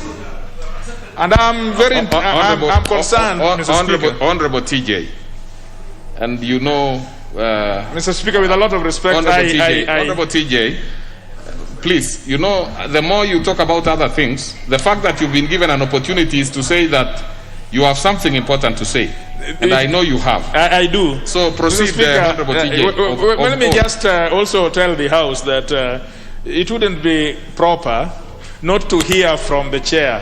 And in the absence of Honorable Member for Kangema, I happen to be the chair of this committee. So hearing from me. Actually, Honorable TJ, I'm surprised that you are not the one moving it. No, I delegated. This is the only committee that we have understood that we are all competent and we delegate functions to all members. All members are equal in this committee. But, Mr. Chair, I want to say that I think Justice and Legal Affairs should be congratulated for processing this nominee within 1 day. Within 1 day, we were able to hold the hearings and make up our minds, in fact, in the committee. And I think committees which are charged with selection, after hearings from the people who come before you, one should be able to make up his mind on the spot, even before a report is written, whether or not this person passes suitability. This is what happened, and the report, of course, follows as a matter of fact from the Secretariat. Mr. Speaker, these two lady and gentleman appeared before us, and they convinced us. There are members, of course, who had issues, and very rightly so, that their ethnic composition seemed to be worrying, that there are parts of this country that seems to draw more people in some of these commissions than the others. That is very reasonable. But we have left it for this floor to debate, because this question about origins and functionality of people is really a very wild card, Mr. Speaker, so that members can discuss. I also agree that we cannot have people drawn from either the shores of the lake or from the heights of the mountains or from the depths of the rift all the time and think that we are in one Kenya. I'm sure there must be a Pokomo somewhere who can also be entitled to do some of these things that people are called upon to do. But as a matter of suitability under Section 7 of the Act, these people qualify and they are suitable for the work that they have been called for. And so I support the report. I support that these people, these nominees, should be approved. But members should ventilate and say especially something about ethnic composition, about people to serve in public office. Thank you, Mr. Chair. Thank you very much, Honorable TJ. That's well put and brief. Honorable Shabir, member for Kisumu East. Thank you, Mr. Speaker, sir. Mr. Speaker, you are aware that I have the honor of being the chair of the African Parliamentarians Against Corruption, and all of you are members of that particular commission, that particular caucus. What is very important in the fight against corruption is that the member, or the proposed members, must be beyond reproach. What is important is that they must have a passion for fighting the corruption that has been such a major scare on our society. It is not an issue of where they particularly come from, but an issue of where their passion lies and whether they are of that ink that they are willing to put themselves in the front of the fight against corruption, whether they have been involved or have been ever even suspected of any illegal or unprofessional dealing. From that point of view, I am absolutely sure that JLAC has done its job. It is now for us to look at it and confirm the appointees, whether they are from one section or the other. Geographically is not the issue. That is where we lose the fight. We are interested in anybody who can do it, whether it's I see Honorable Kolosh waving a one-finger salute. But if it is a card that is showing, welcome to the House, Q now. So, proceed. Thank you, Mr. Chair. Mr. Chair, you understand the passion we are speaking from, and there are many, even Honorable Duale and others, who have that passion. And even the members here, I cannot fault any. But we are saying today that thank you very much. Let's hope and pray that we can give them the support that is necessary for them to be beyond reproach and to continue their project, continue effectively. Thank you, sir. All right, Honorable Duale. Thank you, Mr. Speaker. Mr. Speaker, I pick from where Honorable TJ left, and I rise to contribute to the debate of the Departmental Committee on Justice on its report on these nominees. And I had a chance to peruse through the report of the committee and noted their recommendation. However, allow me to highlight a few issues which, in my opinion, ought to have been considered by this committee. Mr. Speaker, 2 months ago, 2 commissioners resigned. They were Dr. Dabar Maalim and Rose Macharia. This Rose Macharia is not the Macharia of the mountain. She's married, but she's from Taita Taveta. Because I participated in the initial vetting of this house. And that's why here today, we are appointing their replacement. One, Colonel Alfred Mutweta from Taveta, and Dr. Monica Wanjiru as the new commissioners.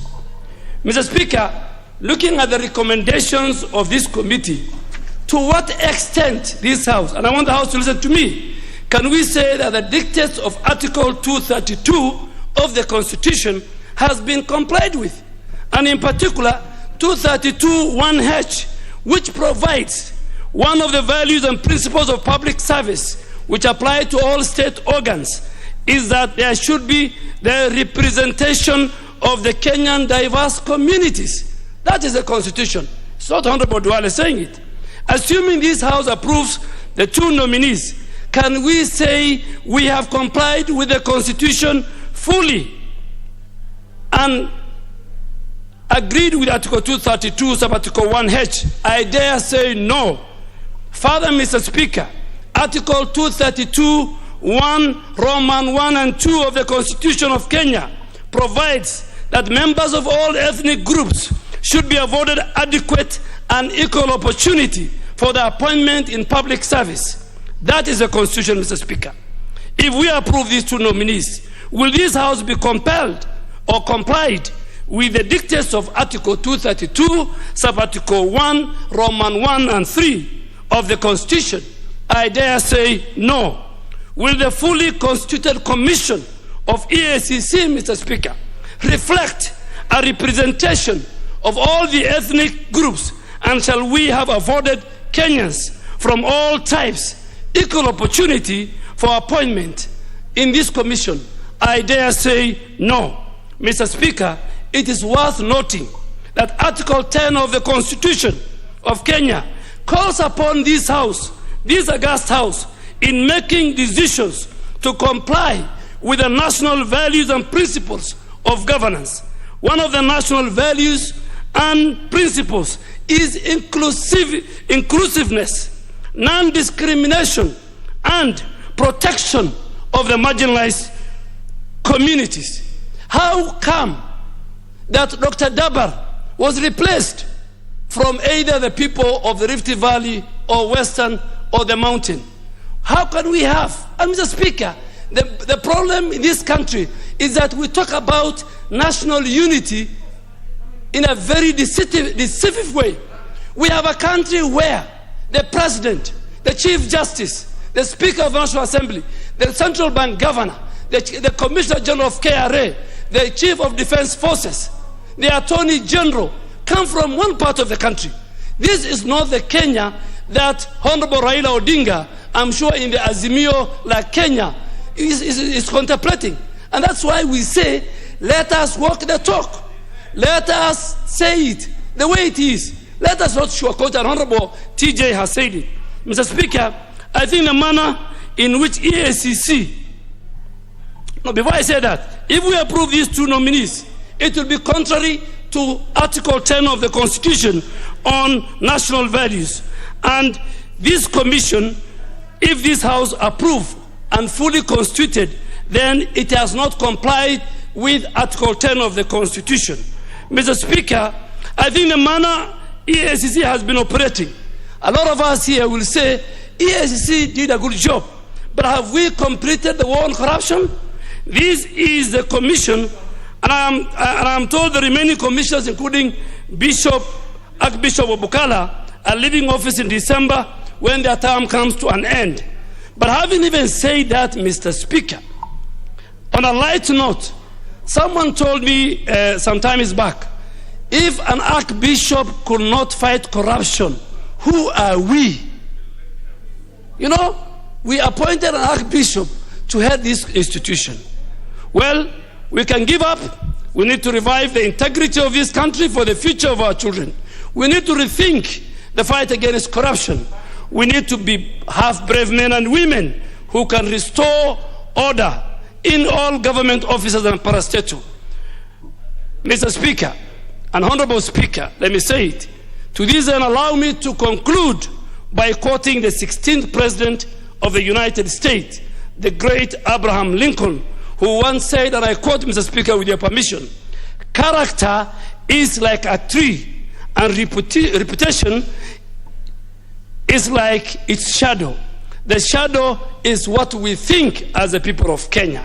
The tree is the really thing."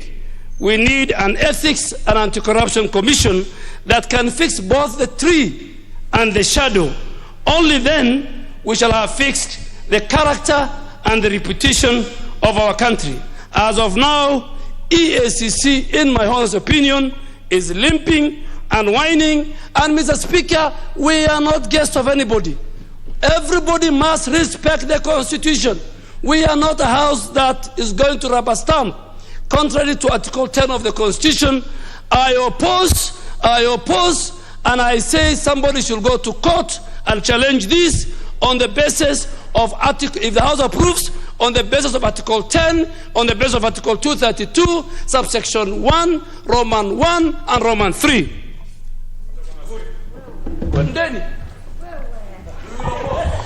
Mr. Speaker, mimi nakubaliana sana na Mheshimiwa Duale. Lakini akumbuke wakati mimi na Mheshimiwa Kajwang tulipokuwa tuko hapa tukipinga ya kwa makabila mengine yalikuwa yanapatiwa nafasi kuliko makabila mengine, kuna baadhi hapo walikuwa wakipiga kongole. Tena walikuwa wakipiga kongole na wakiweza kusema ya kwa ni sawa. Tulikuwa, Bwana Spika, mara ngapi hapa huyu wenzangu hapa wanazungumza habari ya tuongea sasa. Waswahili wanasema ukitaka kujua jinsi ulivonyeshewa, anza kujiuliza tone la kwanza lilikupiga wapi. Nyinyi ndio mlosababisha mtendo huu ikawa leo watu nyinyi, na lazima mkubali makosa mlioyafanya kwa Wakenya, na hamna njia nyingine isipokuwa muregee nyuma na muombe msamaha kwa Wakenya ya kuwa muliwakosea. Na njia ya kuomba msamaha ni kusema ya kuwa mnakubaliana na sisi ambao kwamba tunataka azimio la Kenya ni lipi. Bwana Spika, Bwana Spika, leo hapa wengine wanaanza kuongea ya kuwa baadhi ya majina tena, angalia kwa hikma zao, tena wanajua na vipengele vya katiba, vipengele ambavyo kwamba miaka yote tulikuwa tukizungumza hapa ya kwa wapwani hawapatiwi nafasi, ya kwa ndugu zetu kutoka North Eastern hawapatiwi nafasi, ya kwa ndugu zetu kutoka Luo Nyanza hawapatiwi nafasi. Leo kwa sababu imekuwa ni sawa kwa wengine, munasahau ya kwa haya yamefika hapa kwa sababu yenu nyinyi, sio kwa sababu nyingine. Hivi sasa hivi majina yanabadilishwa katika EACC ni mawili, Bwana Spika, mawili. Nakubaliana mimi na former leader ambaye kwamba bado namtambua kama leader wangu, lakini nataka tuweze kumkumbusha haya majina mengine yote ambao kwamba anasema ya kwa yalikuwa si kikatiba, yeye na wenzake ndio waliweza kuyapitisha hapa katika jumba hili. Bwana Spika, mimi tena nataka kuelezea hapa katika hili jina, mmoja wao ni Mpwani. Hili jina linalotajwa hapa, Alfred Mutweta Mshimba, ni Mpwani. Ameweza kuregesha sehemu ambayo kwamba kulikuwa kuna mwingine ni Mpwani. Mimi nauliza leo hawa wenye kulalamika, nataka wazungumze na pumzi hizo. Haya majina mengine yaliyoko hapa baada hii, kuna commission ya privatization iliyoko hapa, sioni jina la Mpwani. Muzungumze nyinyi ya kwa watolee watu wenu waekwe wetu. Tena baada hapo kuna commission nyingine, Competition Authority of Kenya, sioni jina la Mpwani, lakini naona makabila mengine mawili. Zungumzeni vile kwa hisia hizo ya kwa mnataka watu wenu watolewe waweze kuwekwa Mpwani, aweze kuwekwa Mjaluo, aweze kuwekwa kabila nyingine yote. Hii Kenya ni ya kila mtu. Kenya ni ya kila mtu. Kenya si ya mtu mmoja ama wengine. Tulipokuwa tunaongea na kukohoa hapa, tena tulikuwa tunazungumza hapa, sio katika majukwaa peke yake. Tulikuwa tunaongea hapa na tukiwaambia kila siku ya kwa mnafanya makosa dhidi ya Wakenya. Bwana Spika, mimi nalikubali hili jina, na tena nitakubali na Mkenya mwingine aweze kupatiwa nafasi. Hii Kenya ni ya kila mtu. Kila mtu ana nafasi. Have the majority whip. Thank you, Honorable Speaker. Honorable Speaker, from the onset, allow me to support this report by the Committee on Justice and Legal Affairs. And Honorable Speaker, this is just on the simple basis that the candidates themselves, Honorable Speaker, have merited in their own right. They did not appoint themselves into this position, but there is an appointing authority which considered has come before this House, and Honorable Speaker, these people are well placed in this House. And Honorable Speaker, I wish to walk the talk of the substantive Speaker. The substantive Speaker, Honorable Speaker, he said, if you come into this House late and you are given an opportunity to speak, apologize to the chair, then you speak.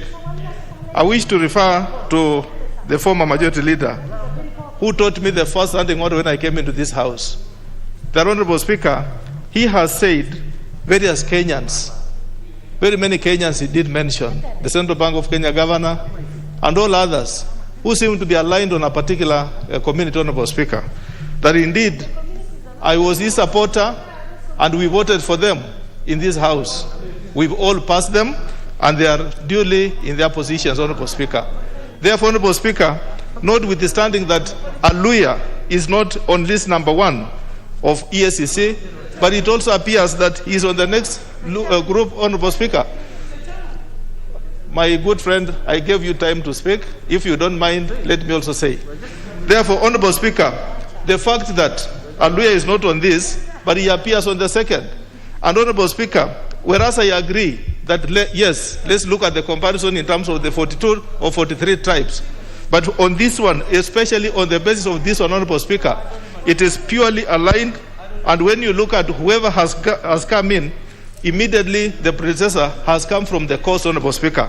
And the other one has also come from the mountain, Honorable Speaker. Therefore, in my view, it's important we support this report, and also let's support while basing ourselves on the next report, Honorable Speaker. And when you look at the Privatization Commission, Honorable Speaker, I like those who are saying they are not listed on the EACC. But when you go to Privatization Commission, Honorable Speaker, which is due to come, and without anticipating debate, Honorable Speaker, they are already captured in that. Therefore, from where I sit, Honorable Speaker, I want to plead with my colleagues, let us take let's not what they mentioned, Honorable Speaker, today, but support the report. However, Honorable Speaker, they have chance. We are only but 8 months away from election, Honorable Speaker. Therefore, let them reorganize. As we go into election, let's go and look at how are we going to mix our own Kenya into a stronger nation as one. Therefore, Honorable Speaker, I support this report. Okay, we go to the Honorable Sheikh Abdallah.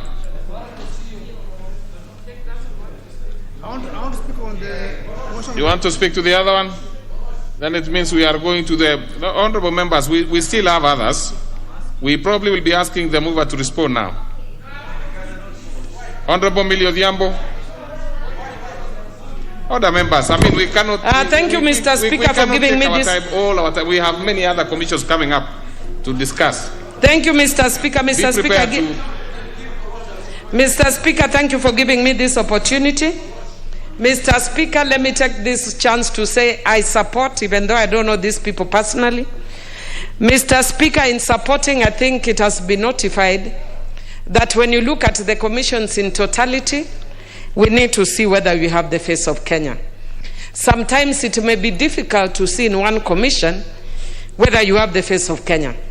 But when it is manifestly crooked, Mr. Speaker, then we need to think about it, because actually then it can be challenged.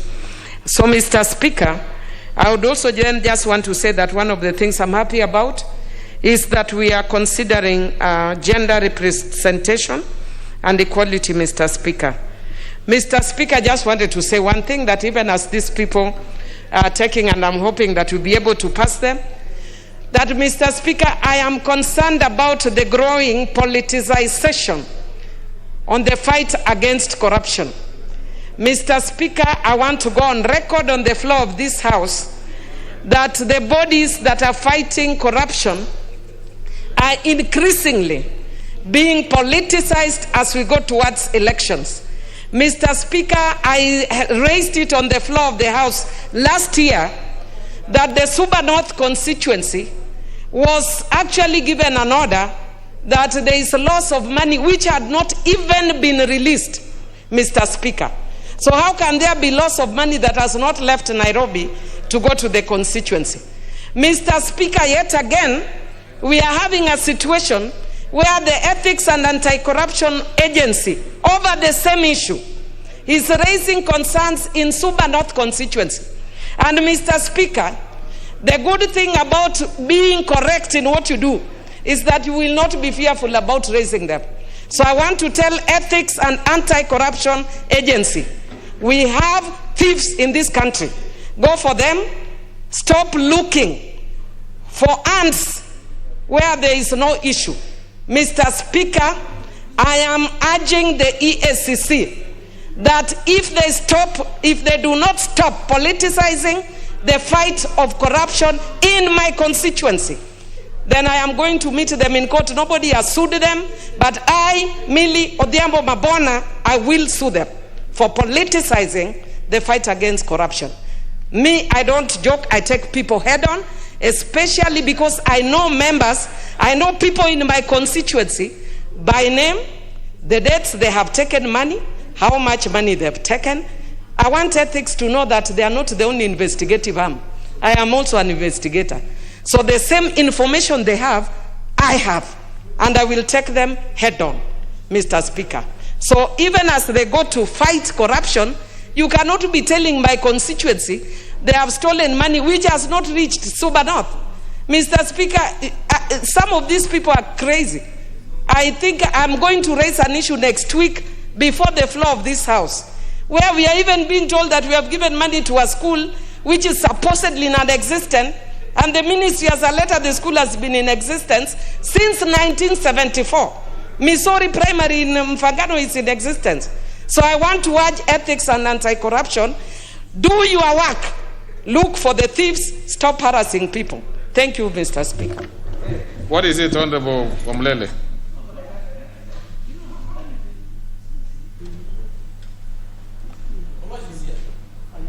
Honorable Speaker, looking at the mood of the House and the debate so far, would I be in order to ask that the mover be called to reply in accordance with our Standing Order number 95?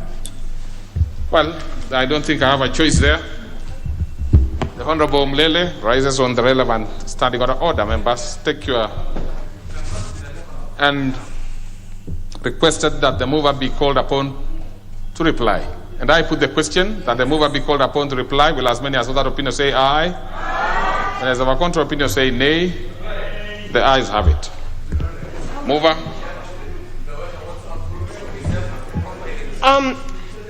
Thank you, Mr. Speaker, sir.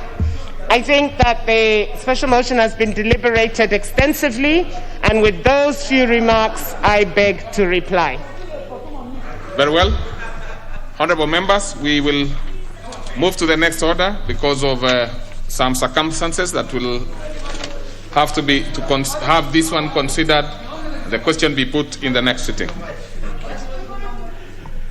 Order number 14, special motion, consideration of nominees for appointment to the Privatization Commission. Chair Finance, the Vice Chair Finance. What is... I know where you come from, the Honorable Nasir. When you put the one finger salute, I know it's in nostalgia. But I know you've moved. So please move. So let's relax, honorable members. Thank you, Mr. Speaker. I beg to move, Mr. Speaker, that taking into consideration the findings of the Departmental Committee on Finance and National Planning in its report on its consideration of nominees for appointment as members of the Privatization Commission laid on the table of the House on Tuesday, November 9, 2021, and pursuant to the provisions of Section 5/1/D of the Privatization Act 2005 and Section 3 and 8 of the Public Appointments Parliamentary Approval Act 2011, this House approves the appointment of the following persons to the Privatization Commission. 1. Dr. Edward N. Kabodhi, PhD, as member. 2. Ms. Irene Jerry Wanyoike, as a member. 3. Ms. Serena Anyango Orata, as a member. 4. Sarah Adan Abdi, as a member. 5. CPA David J. O. Nyakango, as a member. 7. Ambassador Wellington Pakia Godo, as a member. Mr. Speaker, the Privatization Commission has not been operational for the last several years because it has not been properly constituted. There has only been a chairman and one member. So this recruitment, Mr. Speaker, will fill the space, the 6 spaces remaining, and that is why these new nominees have been recruited. Mr. Speaker, Section 5 of the Privatization Act, number 2 of 2005 provides as follows. that the commission shall comprise of the following members: a chairman appointed by the President, B, the Attorney General, C, the Permanent Secretary to the Treasury, seven members, not being public officers, appointed by the Minister through competitive process and approved by the National Assembly by virtue of their expertise in such matters as will ensure that the Commission achieves its objectives and purpose. The other member is the Executive Director. Mr. Speaker, with the declaration of the 6 vacancies, the Board of Privatization Authority, following the expiry of the term of directors, the board was unable to discharge its mandate effectively as it has been currently constituted, with only the chairman as Honorable Dr. Paul Otuoma and one member, Mr. John Joseph Tito, and that necessitated the filling up of the spaces for the 6 other directors. In light of this, the CS for the National Treasury nominated Dr. Kobodhi, Irene Jerry Wanyoike, Serene Anyago Rata, Sarah Adan Abdi, CPA David Nyakango, and Ambassador Wellington Pakia Godo for appointment as members of the Privatization Commission of Kenya. Mr. Speaker, the Departmental Committee on Finance and National Planning was assigned the role of conducting the vetting of the nominees as mentioned above, according to its mandate. Mr. Speaker, in assessing and vetting the nominees... The Honorable Member for Roysambu, just hold on. The Honorable TJ, what is out of order? Yeah. Mr. Speaker, they knew themselves what in other quarters I would have called the usual suspects. But, Mr. Speaker, it's not in order for members to be between you and the Speaker. But they have rectified, so I'll let it be. No, you're absolutely right. The Honorable TJ Kajwang, the Honorable Kolosh today seems to be in a very bullish mood for some reason. He seems to be quite agitated. I don't know what it is that but proceed. Member for Roysambu, proceed. Mr. Speaker, in the interest of time, I will only say that the nominees have been vetted by the National Assembly, and the invitations for memoranda was placed with the newspapers to afford Kenyans public participation, and that no adverse memoranda were sent. So therefore, Mr. Speaker, the nominees have been found to be qualified according to the requirements of the Act and pursuant to the provisions of our standing orders. And therefore, in compliance with Section 6(9) of the Public Appointments Parliamentary Approval Act, Mr. Speaker, the nominees have been found to be in conformity, both in qualification and prudence.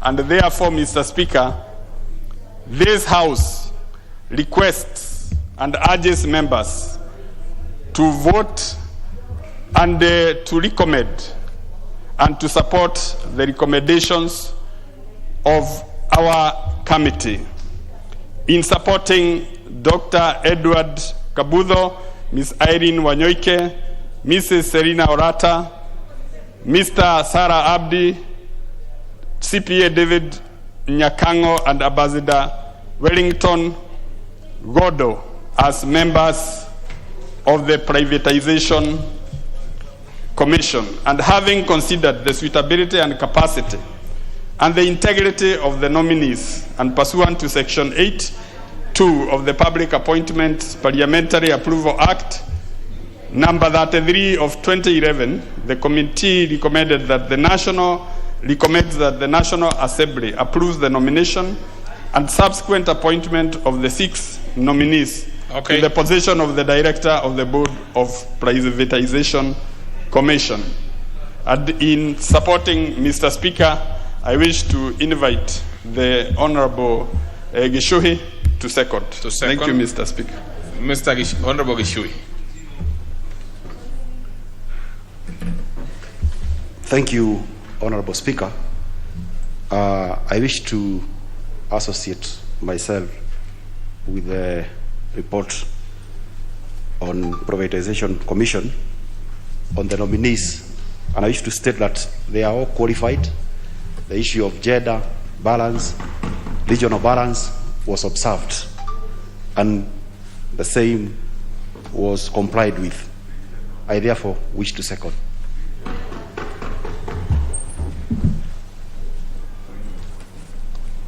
We seem to be moving very well, honorable members.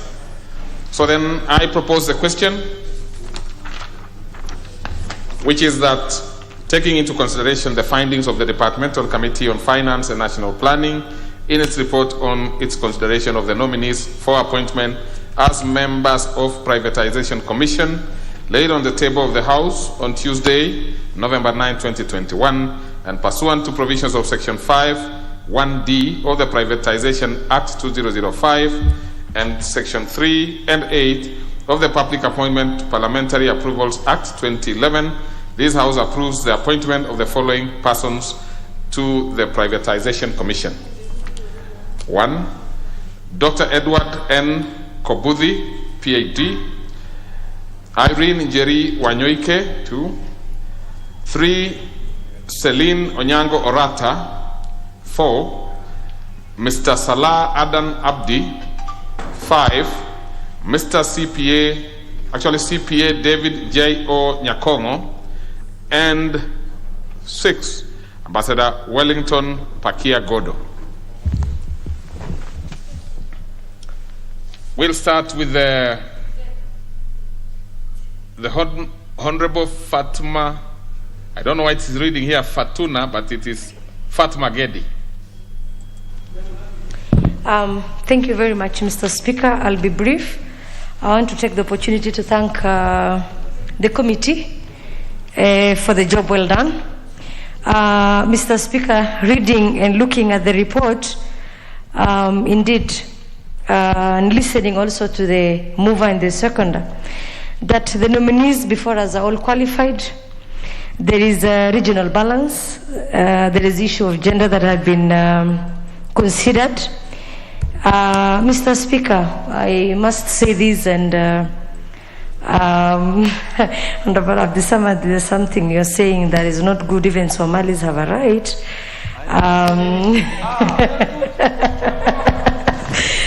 But I know you love Somalis and they're your voters, and you've helped them in Vita constituency, and I can be a witness that you're sitting here to support the nominees. Thank you very much.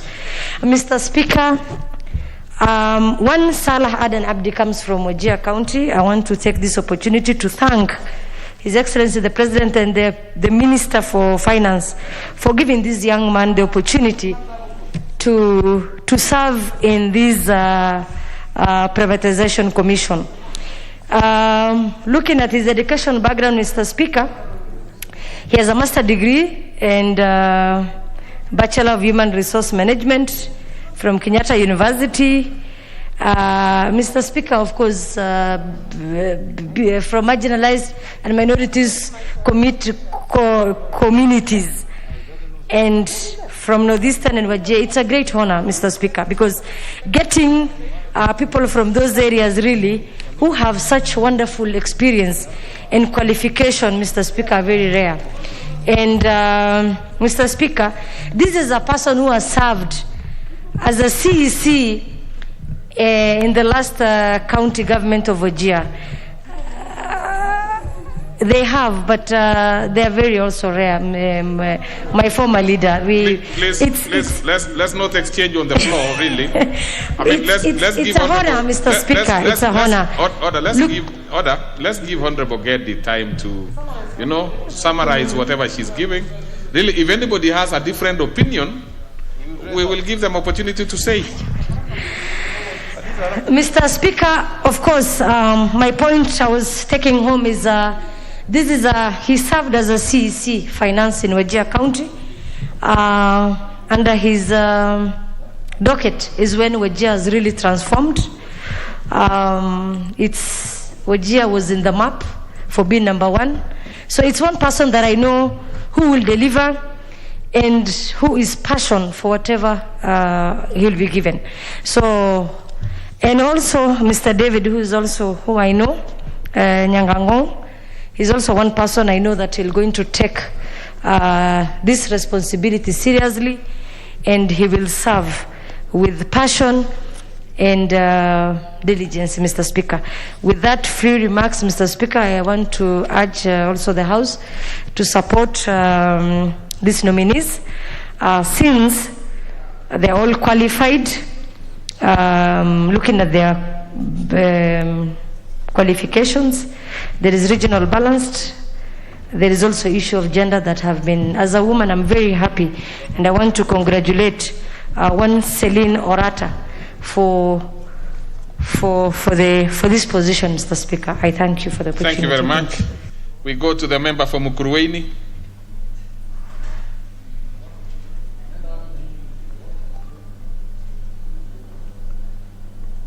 Is it working? But let's try it and see. Yes, it is.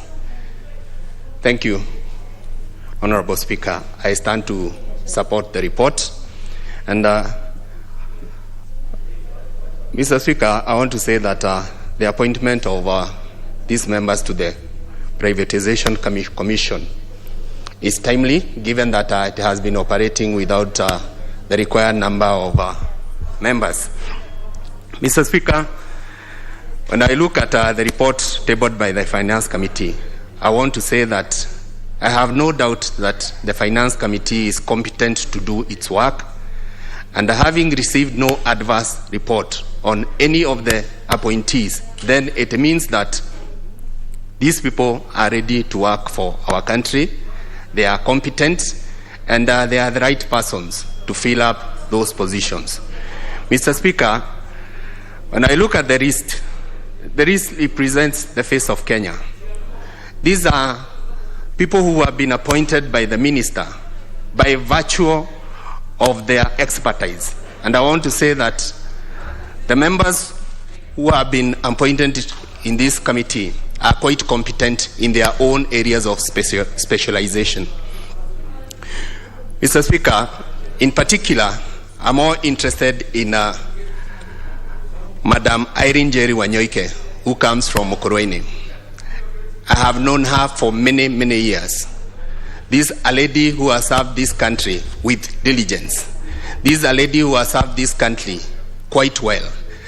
This is a lady who has impeccable qualifications. Having served before in the Commission on Cohesion, I have no doubt that she brings in a wealth of experience in this Privatization Commission. She has served in other high-profile jobs.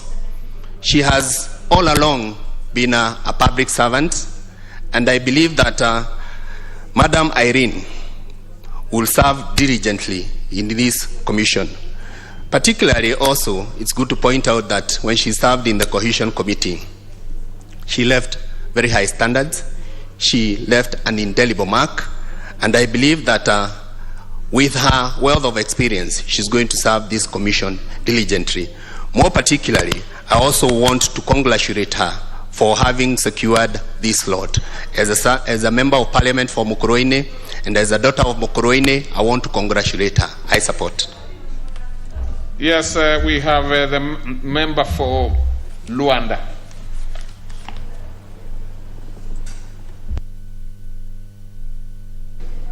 Thank you, Speaker.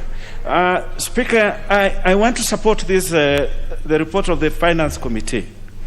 But having said that, Speaker, I just want to bring to the attention of this House that the members who are being appointed today are going to serve on a part-time basis. And Speaker, my concern is, when you look at the work that this commission is supposed to do in this country, and looking at where this country is coming from, considering that this country is weighed down with a huge debt load in this country, and we need to privatize. We have a lot of state corporations, state assets that need to be privatized, and there's a whole process that needs to be undertaken for that process to come to fruition. And then these members are going to serve on part-time basis. Maybe this House, in time, should consider to review the parents' statute, so that the members of this particular commission may be able to serve on a permanent basis. And having said that also, and speaking to the same point, Speaker, it is a matter of concern that the chair of this particular commission his term will be coming to termination, I think by the end of this month or within the next 30 days. So we are going to end up hamstrung again. And I think it is incumbent upon the appointing authority to move with speed so that this commission can be enabled. This commission has not functioned for the longest time. But these people who have been appointed here, Speaker, I have interacted with this report, and these people are quietly, and I want to say, they are very competent. Let us give them this work. Thank you, Speaker. With that speed, we probably would finish it very quickly. So then, Honorable Nasir. Thank you very much, Mr. Speaker. I'm looking at the names. Don't you worry, Honorable Sankok, you'll be next. I'm looking at so prepare your thoughts. Mr. Speaker, I'm looking at the names that are here, and I want to, in particular, point out the name of Salah Aden Abdi. And I want this to be something that every single Kenyan out there can be able to take note. That it does not matter where you're from, but with your hard work, you can be able to be something in this country. And this is not commission, the Privatization Commission is no mean commission, Mr. Speaker. It is about privatizing state corporations and entities that belong to the government. And Saleh Aden Abdi, who originates from Wajir and was the CC for education for finance in Wajir, is the right person to be able, and I want to congratulate him and the others as well, and I'm sure that they will definitely be making us proud. And my sister, when she was right when she was saying, I was asking about Somali. Yes, I do have a huge number, and Vita constituency is very cosmopolitan, Mr. Speaker. Every single person who resides anywhere in Kenya, somehow or the other, finds their roots in Mvita and Mombasa County. So I'm proud to represent a very, very cosmopolitan society.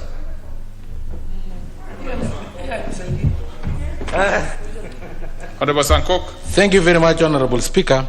And for the sake of the pastoralists who appear in this list, I will support Honorable Speaker. But Honorable Speaker, I want to request the House to consider, because there is a trend that is developing in which we no longer consider persons with disabilities in our appointments, Honorable Speaker. Honorable Speaker, I have seen lists coming to this House. I am even more interested in contributing to the next one, but I wanted to contribute to this one just because there is this trend of not including persons with disability as per Article 54 of our Constitution in the appointments that have been made in the recent past. I urge this House to be rejecting any other appointment that does not include persons with disability, because that is our Constitution. I'm interested in the next one. Honorable Mwangi Mburu, member for Lari.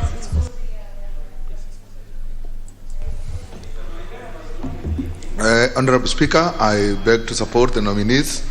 The committee did a good job.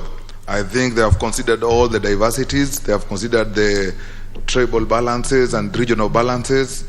And I'm sure that those people will deliver in this privatization committee.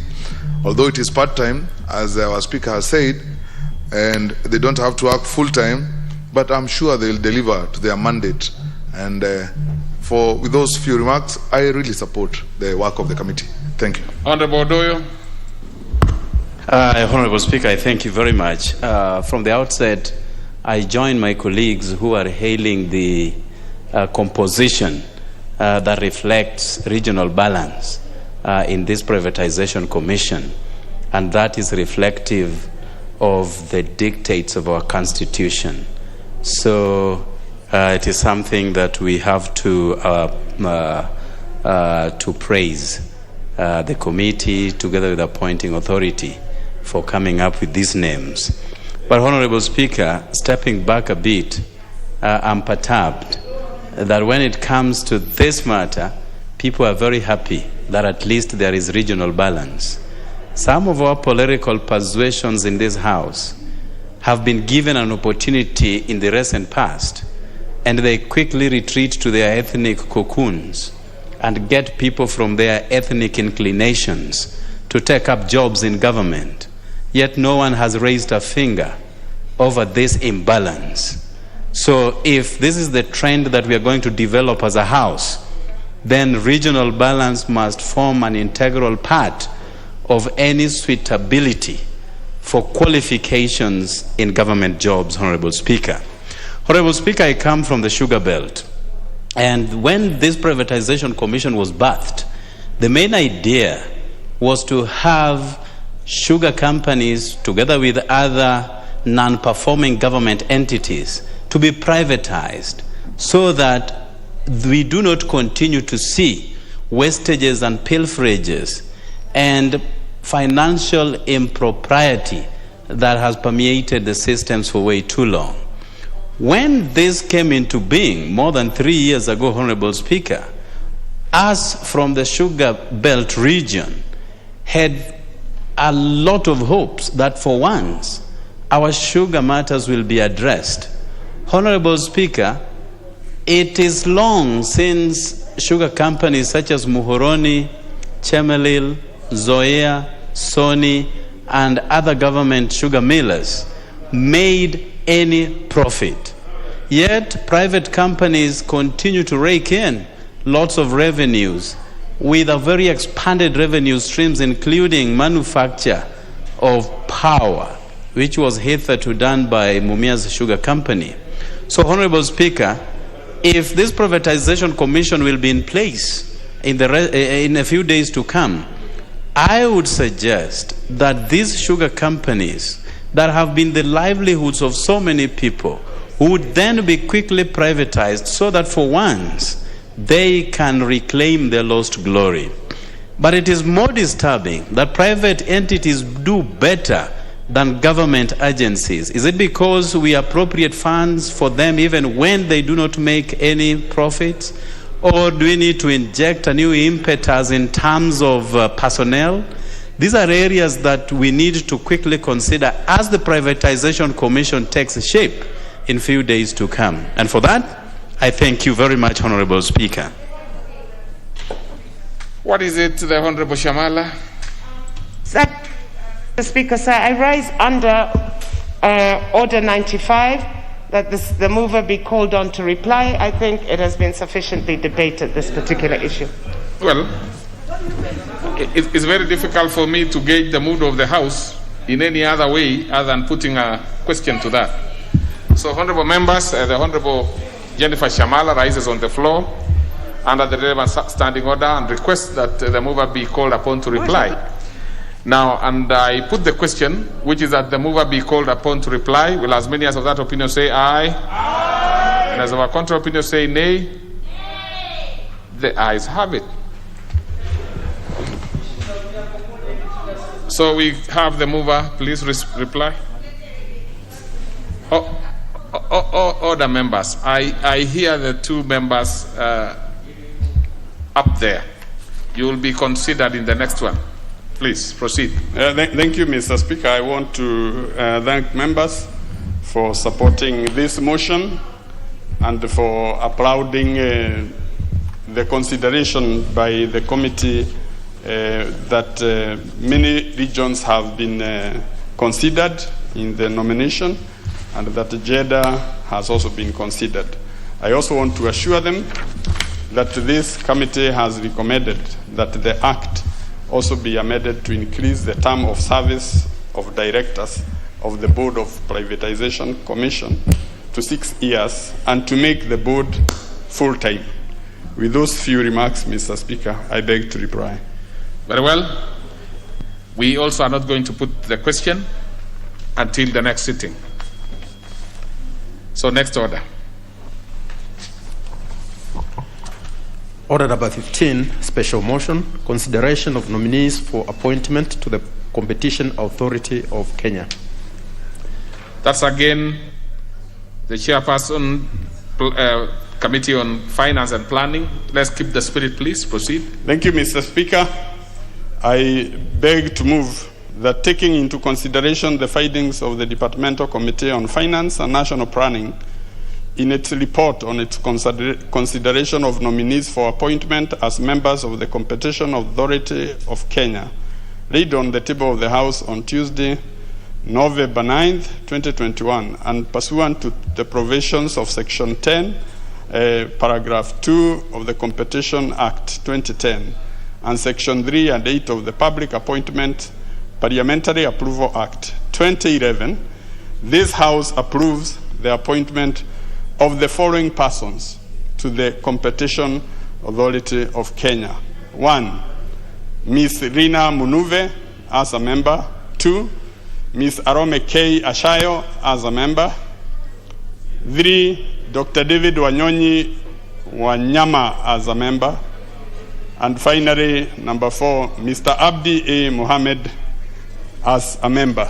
Mr. Speaker, I want to assure the House that pursuant to the provisions of Standing Order number 42, the Speaker of the National Assembly on the 7th October communicated to the House a message from the CS National Treasury regarding nominees for appointment to positions of directors of the Board of Competition Authority of Kenya in accordance with Standing Order 42.3c.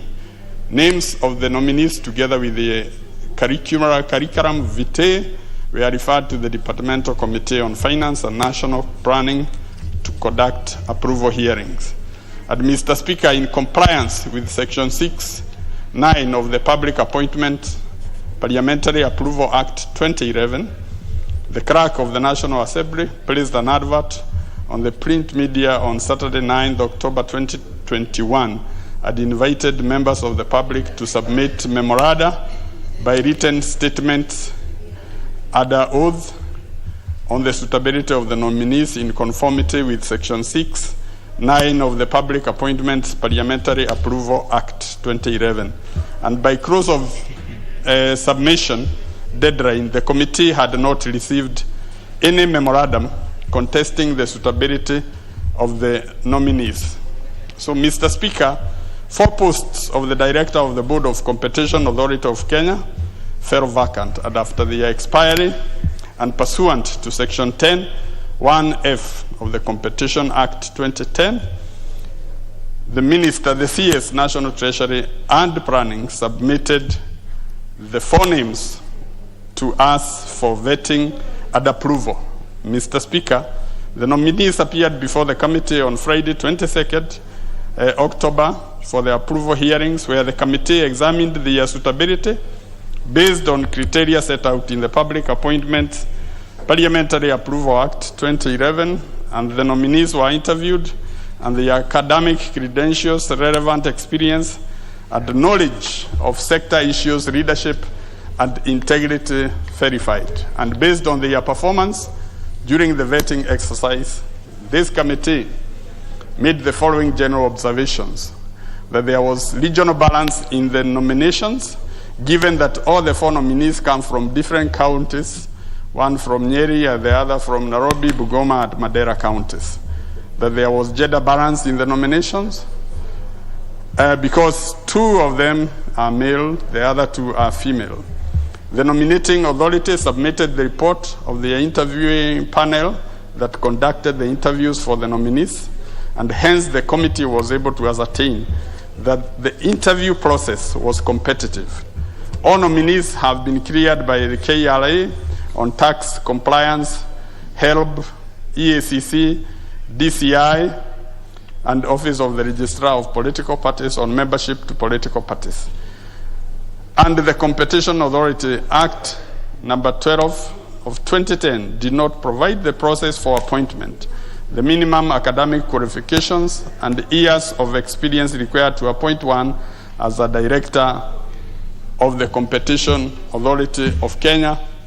Hence, this committee is asking that we legislate further to provide for the process of appointment.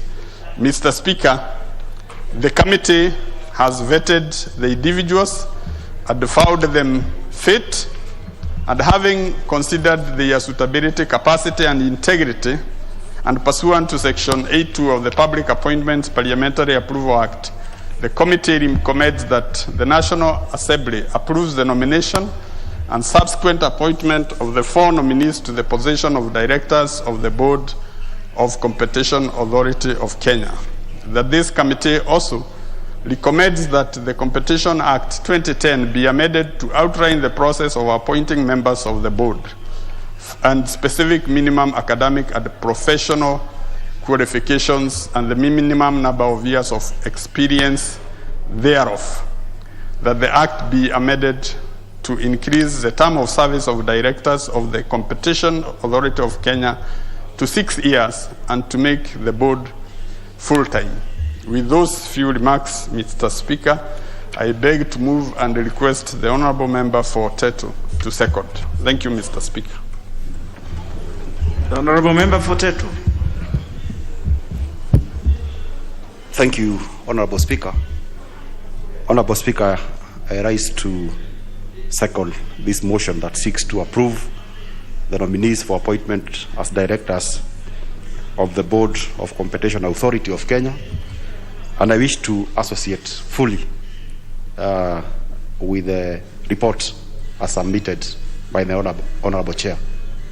Honourable Speaker, I beg to second. Honourable members, allow me then to propose the question that, taking into consideration the findings of the Departmental Committee on Finance and National Planning in its report on its consideration of nominees for appointment as members of the Competition Authority of Kenya, laid on the table of the House on Tuesday, November 9th, 2021, and pursuant to the provisions of Sections 10, subsection 2 of the Competition Act 2010 and Section 3 and 8 of the Public Appointments Parliamentary Approval Act 2011, this House approves the appointment of the following persons to the Competition Authority of Kenya. 1. Ms. Lena Munuve as member. 2. Ms. Alom K. Achayo as member. 3. Dr. David Wanyonyi Wanyama as member. And 4. Mr. Abdi A. Muhammad as member. The first slot will go to the Honorable Nguna Ngusia, member for Mwingi West. Thank you, Mr. Speaker, for the opportunity given to me. Mr. Speaker, let me appreciate the work of the committee, and without hesitation, also, I would like to congratulate the nominees for this authority, and particularly the one, Lena Munuve, who comes from my constituency, Mwingi West. Mr. Speaker, I know her as a very competent person who has worked in private sector many times, Mr. Speaker, and she has delivered exemplary performance in all the institutions she has worked on. Mr. Speaker, this authority must ensure there is enough protection of consumers from their rights being abused by the unscrupulous traders and people who are really offering their services and product. Mr. Speaker, the other issue the committee has to, the authority has to address is the mergers and acquisition, Mr. Speaker. Let them be fair, and I don't have much to say, Mr. Speaker, since the appointment has been based on gender balance and other regional issues, Mr. Speaker. I support the appointment of these nominees. Thank you very much, Mr. Speaker.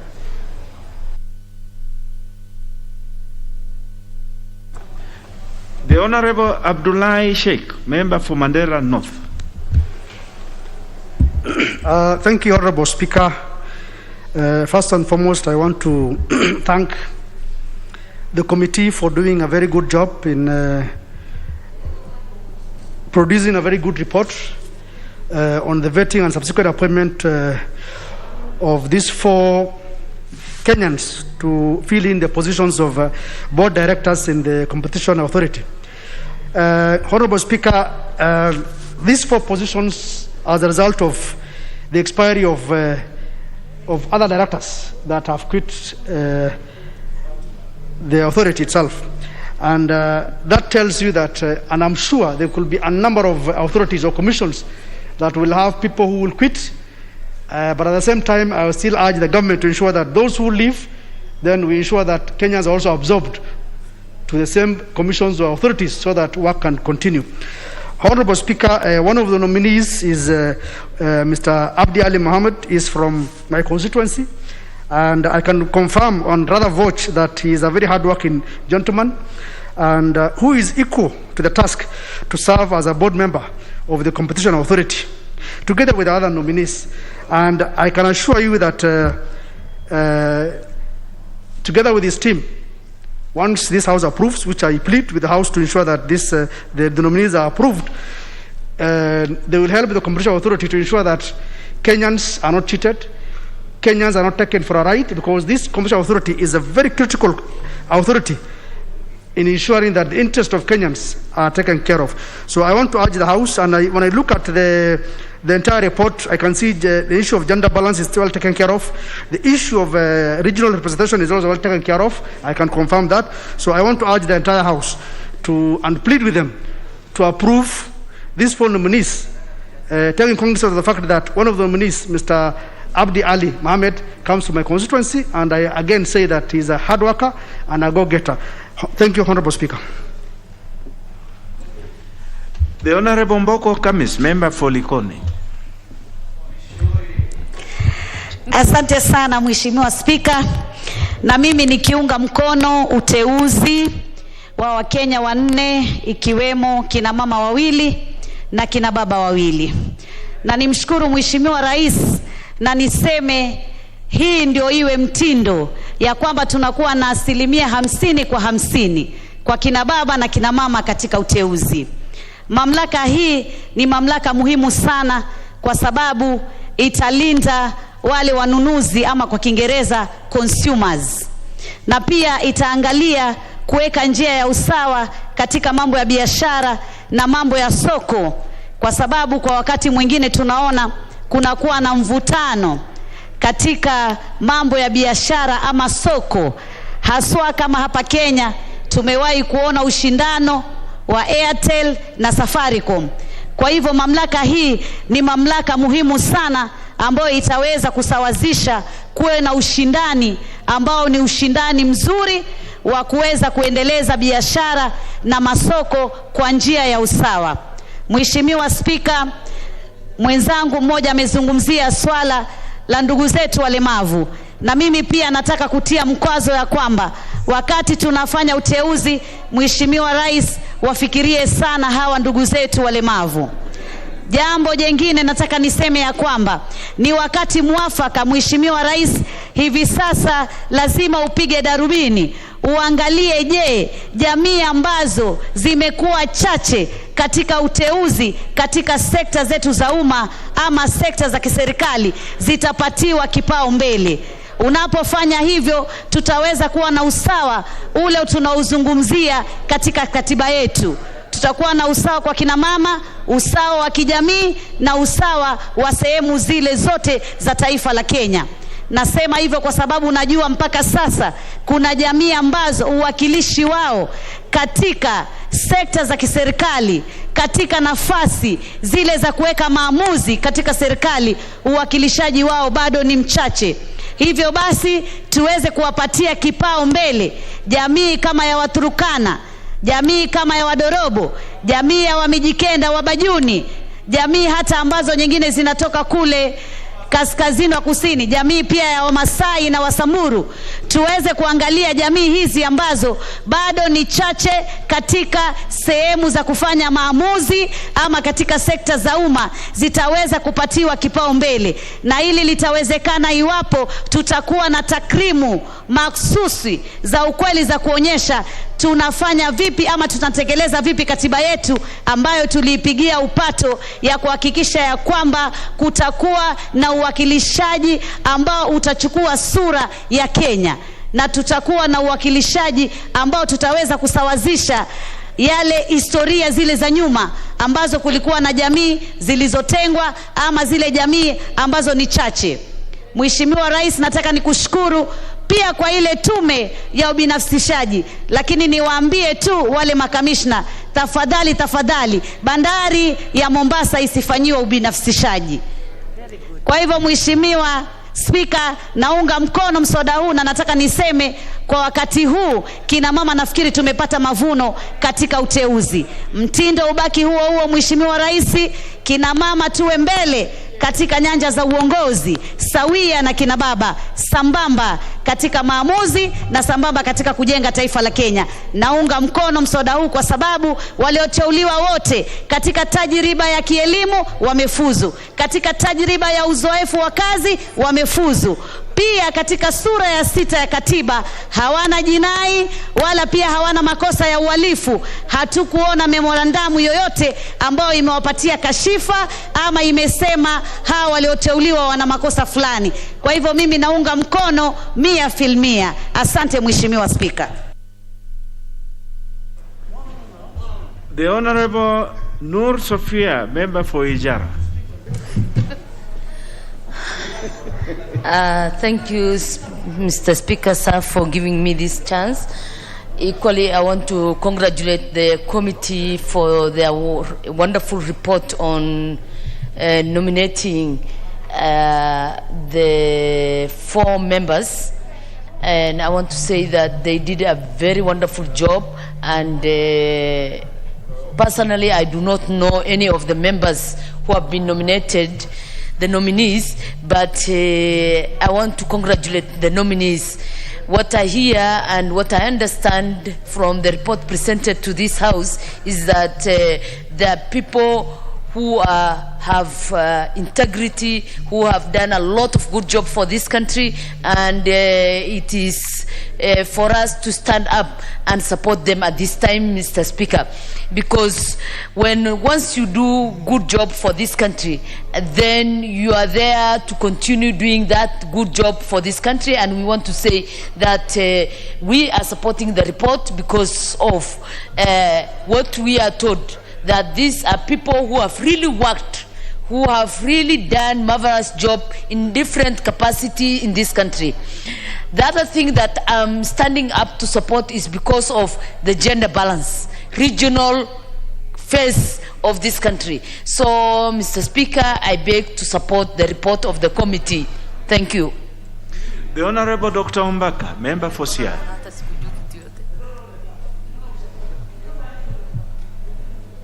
Thank you, Mr. Speaker, for this opportunity. I'm a member of this committee, and we vetted these nominees very, very well. First of all, they were all very, very good. It was very difficult to know who can be considered here. All of them really were up to date, well educated, highly experienced, and they're very, very eloquent. I want to say that it was very difficult to decide who really takes a position here. And I just want to say that I support it because we did our best, and the nominees are the best we can get in this country. Thank you. The Honorable Obo Mohamed, member for Lamu. Bwana Spika, na mimi naunga mkono waliochaguliwa. Naona kuna sura ya Wakenya.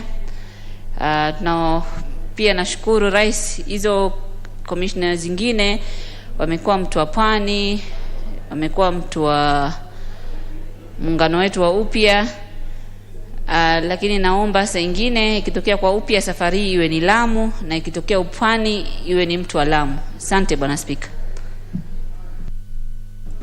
The Honorable Ongera,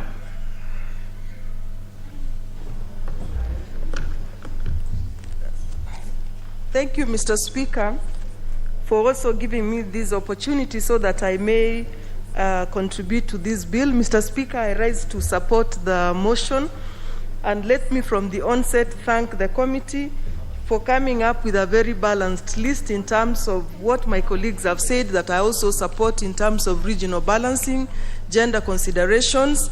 And Mr. Speaker, I just wanted to say that now that we have the Competition Act, which Mr. Speaker repealed the Restrictive Trade Practices Act, I'm very glad that now we have an authority in place so that we can now have them set the practice of ensuring that competition in trade or in businesses does not actually kill this country. So that, Mr. Speaker, there can be a balance between those who are the merchandise, the so-called very rich, and the very poor. There will be a balance in between. Mr. Speaker, particularly, I hope that this commission, once they set up themselves in office, they will look at issues, particularly trade practices. And I have in mind, Mr. Speaker, where, like in the airports, having been an executive director of the airports for some time, Mr. Speaker, I know that there is a lot that requires streamlining, particularly bad practices, where you find that duty-free shops, for example, Mr. Speaker, are allocated to one person en masse who has come under small other trading names, but in reality it's one person who is running that business. Mr. Speaker, this practice is terrible because so many merchants who would have wanted to participate in selling duty-free commodities in this country have not been given the chance, and it has been a monopoly of the very rich. Mr. Speaker, also, I have in mind of other trade practices which are very repulsive, Mr. Speaker, particularly the question of Airtel, somebody mentioned here, in Safaricom, whereby they have been in stiff competition, and perhaps, Mr. Speaker, a remedy can be found. Mr. Speaker, there are other cases like the Korochi Industries, which we know, Mr. Speaker, are being muzzled, and yet these are local businesses. When we know that Kenya Breweries is spending a lot of money in fighting businesses that are homegrown and run even by women. So, Mr. Speaker, I hope that this authority will be some of the things they look at, and I'm very happy, particularly to see that there have been 2 ladies who have been nominated and 2 men. This kind of balance of 50% is what we need. With this, Mr. Speaker, I beg to support. Thank you. Very well spoken.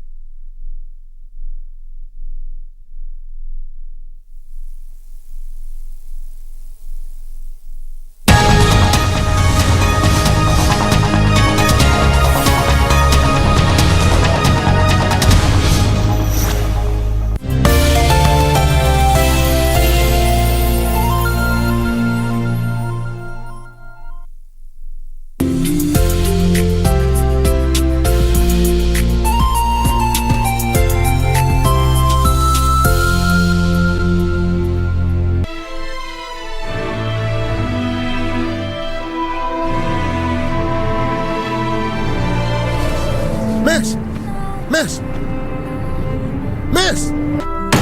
How dare you? Are you afraid that your brother will take your throne back when he finally returns? He's here! Junti! Be careful. Slow. Yu Chen must be killed, or else those old ministers might help him get back the throne. Where are they? They should be right inside. Guys!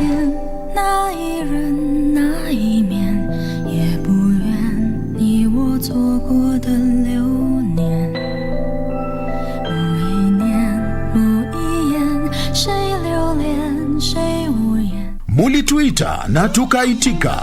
Ndio maana tarehe 12 na 13 Kitweke FM ikishirikiana na Nema na kaunti za Nandi na Kericho inakuletea roadshow babu kubwa katika eneo la Bonde la Ufa. Tarehe 12 msafara wa Kitweke FM utapitia maeneo ya Mosoriot, Chepterit, Himaki, Namgoi, Kapsabet, Kaptumo na kisha tumalizie Nandi Hills.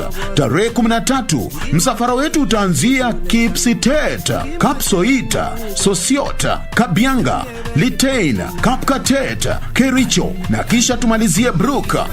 Tarehe 14 watangazaji wa Kitwek kuabudu pamoja na waumini wa kanisa la Voice of Gospel Church lililoko Ngoina Road. Njoo ukutane na wanahabari na waenzi wa Kitwek FM wakiwemo Peter Cheriot aka Semason, Joan Beth, Winnie Cherono, Enoch Ngetich aka Mr. Wadis na wengine wengi. Kitwek FM, Kigasin.